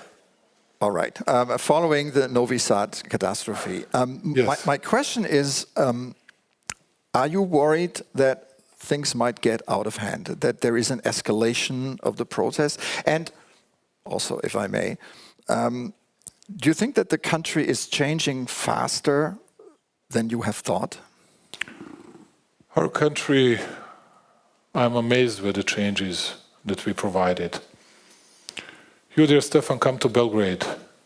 You wouldn't recognize the city, not from your own experience, but not even from the photos you've seen. Each time, let's say, my friend Mario David is coming to Belgrade, he has to realize and to acknowledge that he hasn't seen such a big improvement and changes almost in any other country, not only in our region. According to IMF anticipation, Serbia is going to have the biggest growth rate almost in an entire Europe in the next 4 years. Speaking about protests, I was facing protests since I became the Prime Minister in 2014. Before that, I was Deputy Prime Minister for 2 years. Since then, we had maybe altogether 6 months without protests. But even having in mind all this stuff, we were progressing well with good growth rates. Also, need to tell you one thing. When I became the Prime Minister, public debt, just to see how disciplined we were, public debt to GDP ratio in Serbia was 79%. Now it's 43%, twice less than average European public debt to GDP ratio. Yeah. And for the first time in our history, and the only country in an entire region, we got an investment grade from Fitch, and we are getting it from Standard as well, and I believe within 6 months from Moody's as well. It speaks for itself. And speaking about the report, you see everything about economy and fiscal and financial stability. Great grades, great marks, which is of an utmost importance for the people, for the citizens.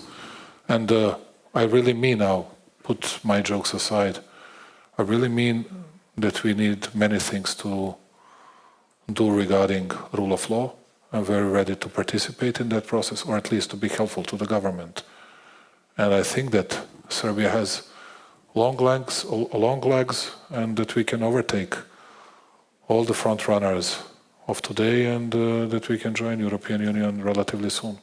I have, Mr. President, one final short question, and maybe you give me a short answer. You're in your second term. Your term expires in 2027, right? Yes. What are your post-presidential plans? What can Europe expect from Alexander Vučić? I have no plans. I have a big dream to finish this expo. Serbia is hosting a specialized expo in 2027. Expo for us is not just an exhibition. We're going to gather the biggest number of countries so far. The record number was 117 in Astana in Kazakhstan. And till today, we have already gotten confirmation of 127 countries that might participate in that expo. But we need to do a lot of infrastructural works. We need to prepare ourselves. And this is all about my legacy. For the first time, we had a stable currency for the last 12 years in our entire history. We built more hospitals, more science and technological parks than ever before, more kilometers of highways and motorways and high-speed railways than 60 or 65 years before that. This is my legacy. Very proud of that. Haven't decided yet, will do my best to be supportive to my colleagues regarding securing the legacy and helping them in that political battle. Have no other plans. There are big issues in front of us. And speaking about protests, I appreciate those protests whenever they are calm and tranquil. And in a political sense, I like it. I have to be very honest and finishing with this. Because all their political numbers are going down, plunging, ours are going up. I'm begging them to keep on protesting, and many thanks for that. Wonderful conclusion.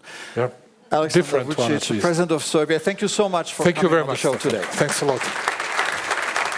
Wish you all the best. Thank you. Thank you.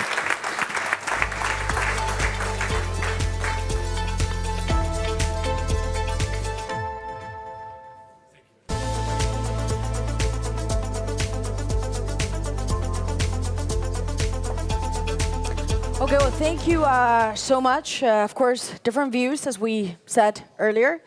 Now, as we promised, we would talk to all the leaders involved in this process, and there is one country that we've not spoken with yet, and that is Albania, but you heard it from the commissioner himself. Countries she believes are the front runners is Albania and Montenegro. So on that note, I'm happy to say we are now joined. He could not be with us today for, well, things that happen in politics, last-minute situation, but he is with us now. It's the Prime Minister of Albania, Edi Rama, who should join us now online, and he will be interviewed by my colleague, Sasha Vakulina. Thank you very much.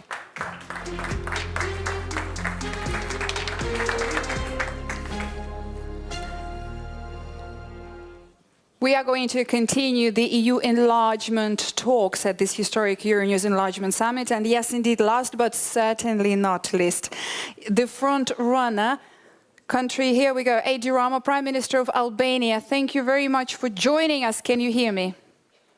Yeah, I can hear you. Good evening, and sorry to not be able to be with you. It was not political last minute. It was a technical air problem that I had nothing to do with, but I couldn't take the plane.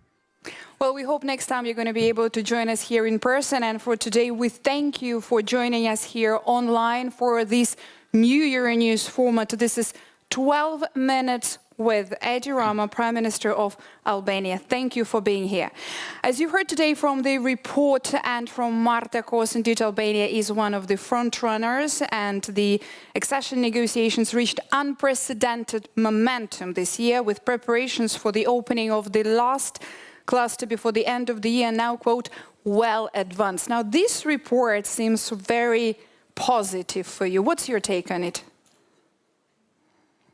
Yeah, the report is very positive, and the whole year has been extremely positive. We have opened 5 of 6 clusters within only 11 months, which is an absolute record in terms of speed.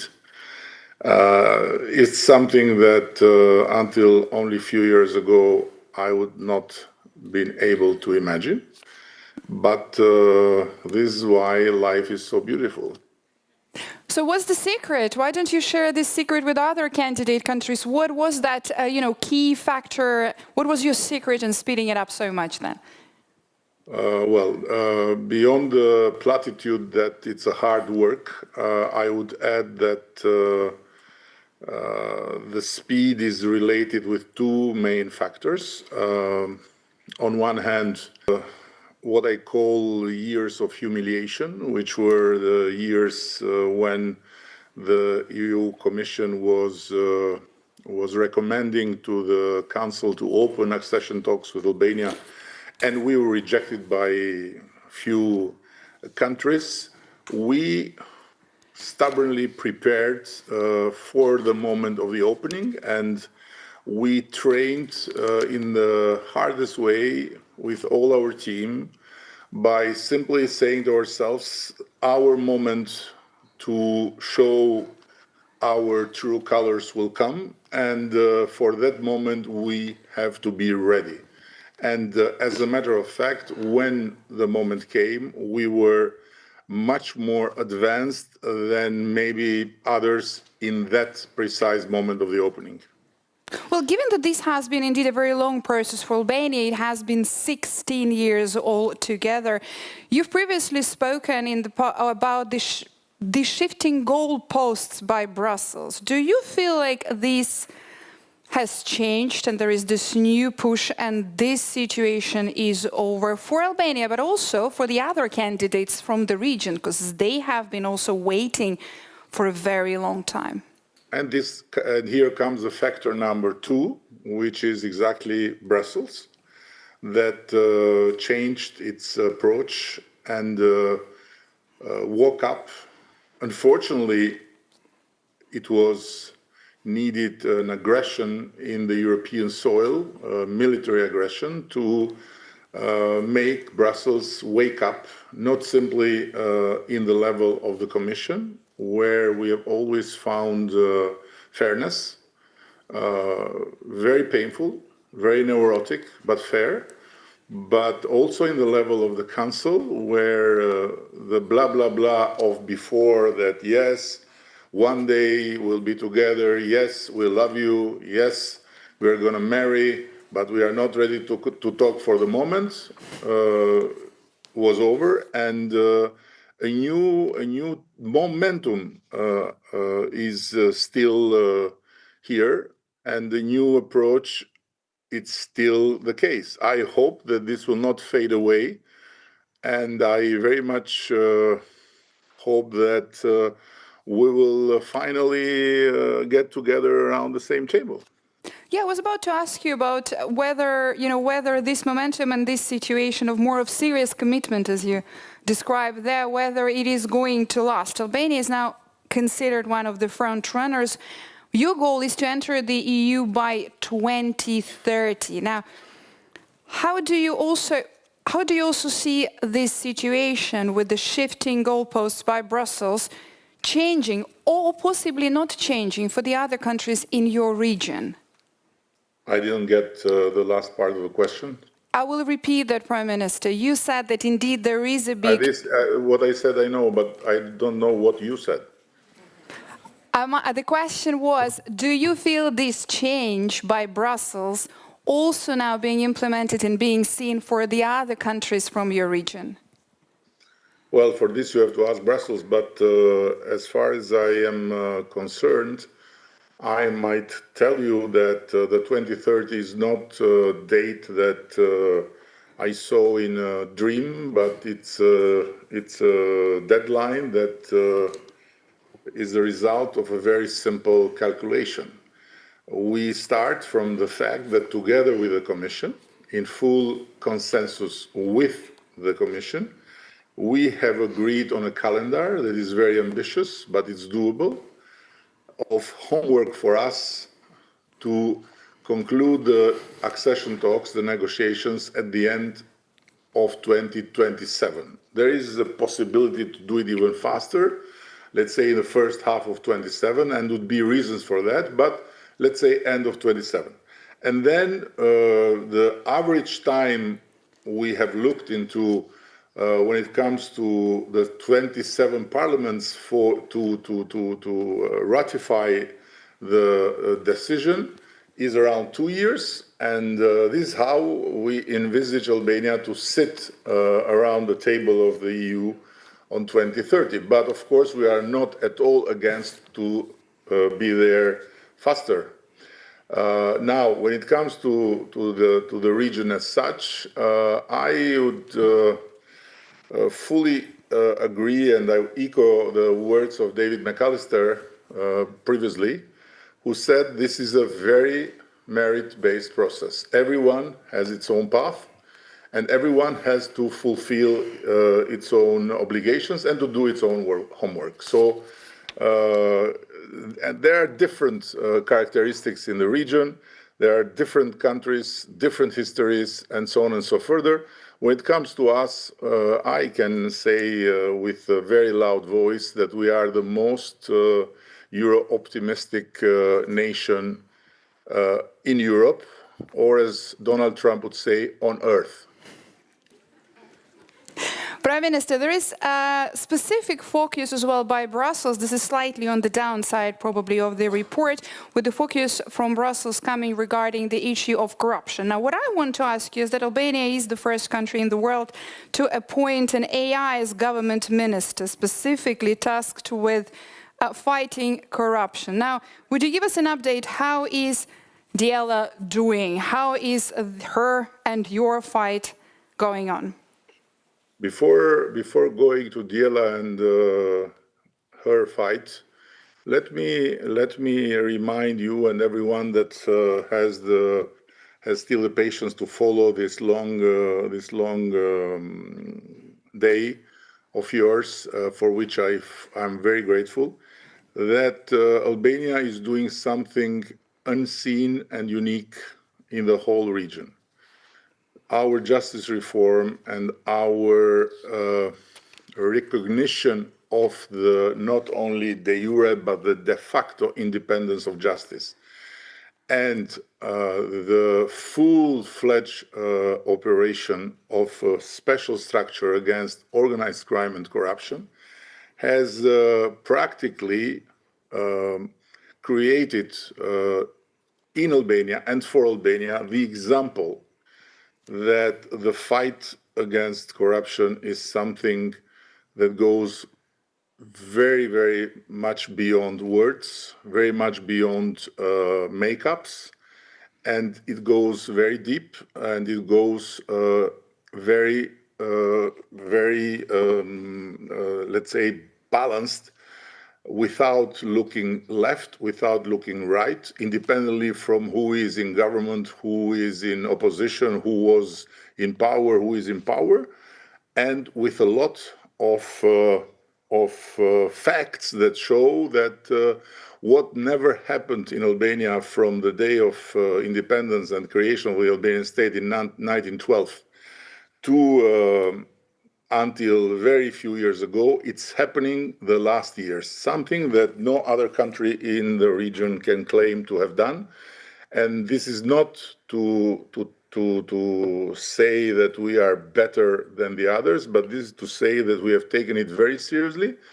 And in this moment in time, we accept support, we accept partnership, we accept help, but we don't accept lectures from anyone when it comes on the fight against corruption. And of course, when it comes to Diela, she is the product of a systemic fight, which is not just about fighting cases and fighting in the court of law, but which is about fighting through modernization. And we aim to have, within 2027, the first full AI public procurement that will allow speed, transparency, accuracy in levels that are unseen.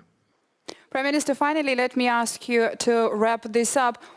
What is the next creative idea and the next creative solution coming from you and from Albania on your way to the European Union membership? I'm sure you have heard that Diela is pregnant, and she has 83 babies based on the last ecography. So we have to wait for her to give birth to these 83 babies. And in the meantime, I have to tell you one thing that has not been much discussed, that we are the only country in this process to use artificial intelligence in the transfer of the acquis communautaire to our body of law, and to make of it the fastest process ever made in terms of not only translating but also analyzing the impact and drafting and preparing the whole legal packages for the approval in Parliament. So we are trying to run as much as possible and to make as much as possible leapfrogs using technology, artificial intelligence, but without never ever forgetting that our place in Europe is first and foremost deserved because Europe has the best place in the heart of the whole Albanian nation, something that the others cannot pretend. Prime Minister, I have to follow up. Do you think Brussels could use an AI commissioner? It's not for me to tell Brussels what to do, but of course I would be very happy to introduce Diela with whomever on the EU side will introduce him or herself like an AI commissioner or an AI technocrat or bureaucrat or whatever else. It doesn't matter. Prime Minister, thank you very much for this interview and for your time, and thank you very much for joining us here. There was 12 minutes with Edi Rama, Prime Minister of Albania.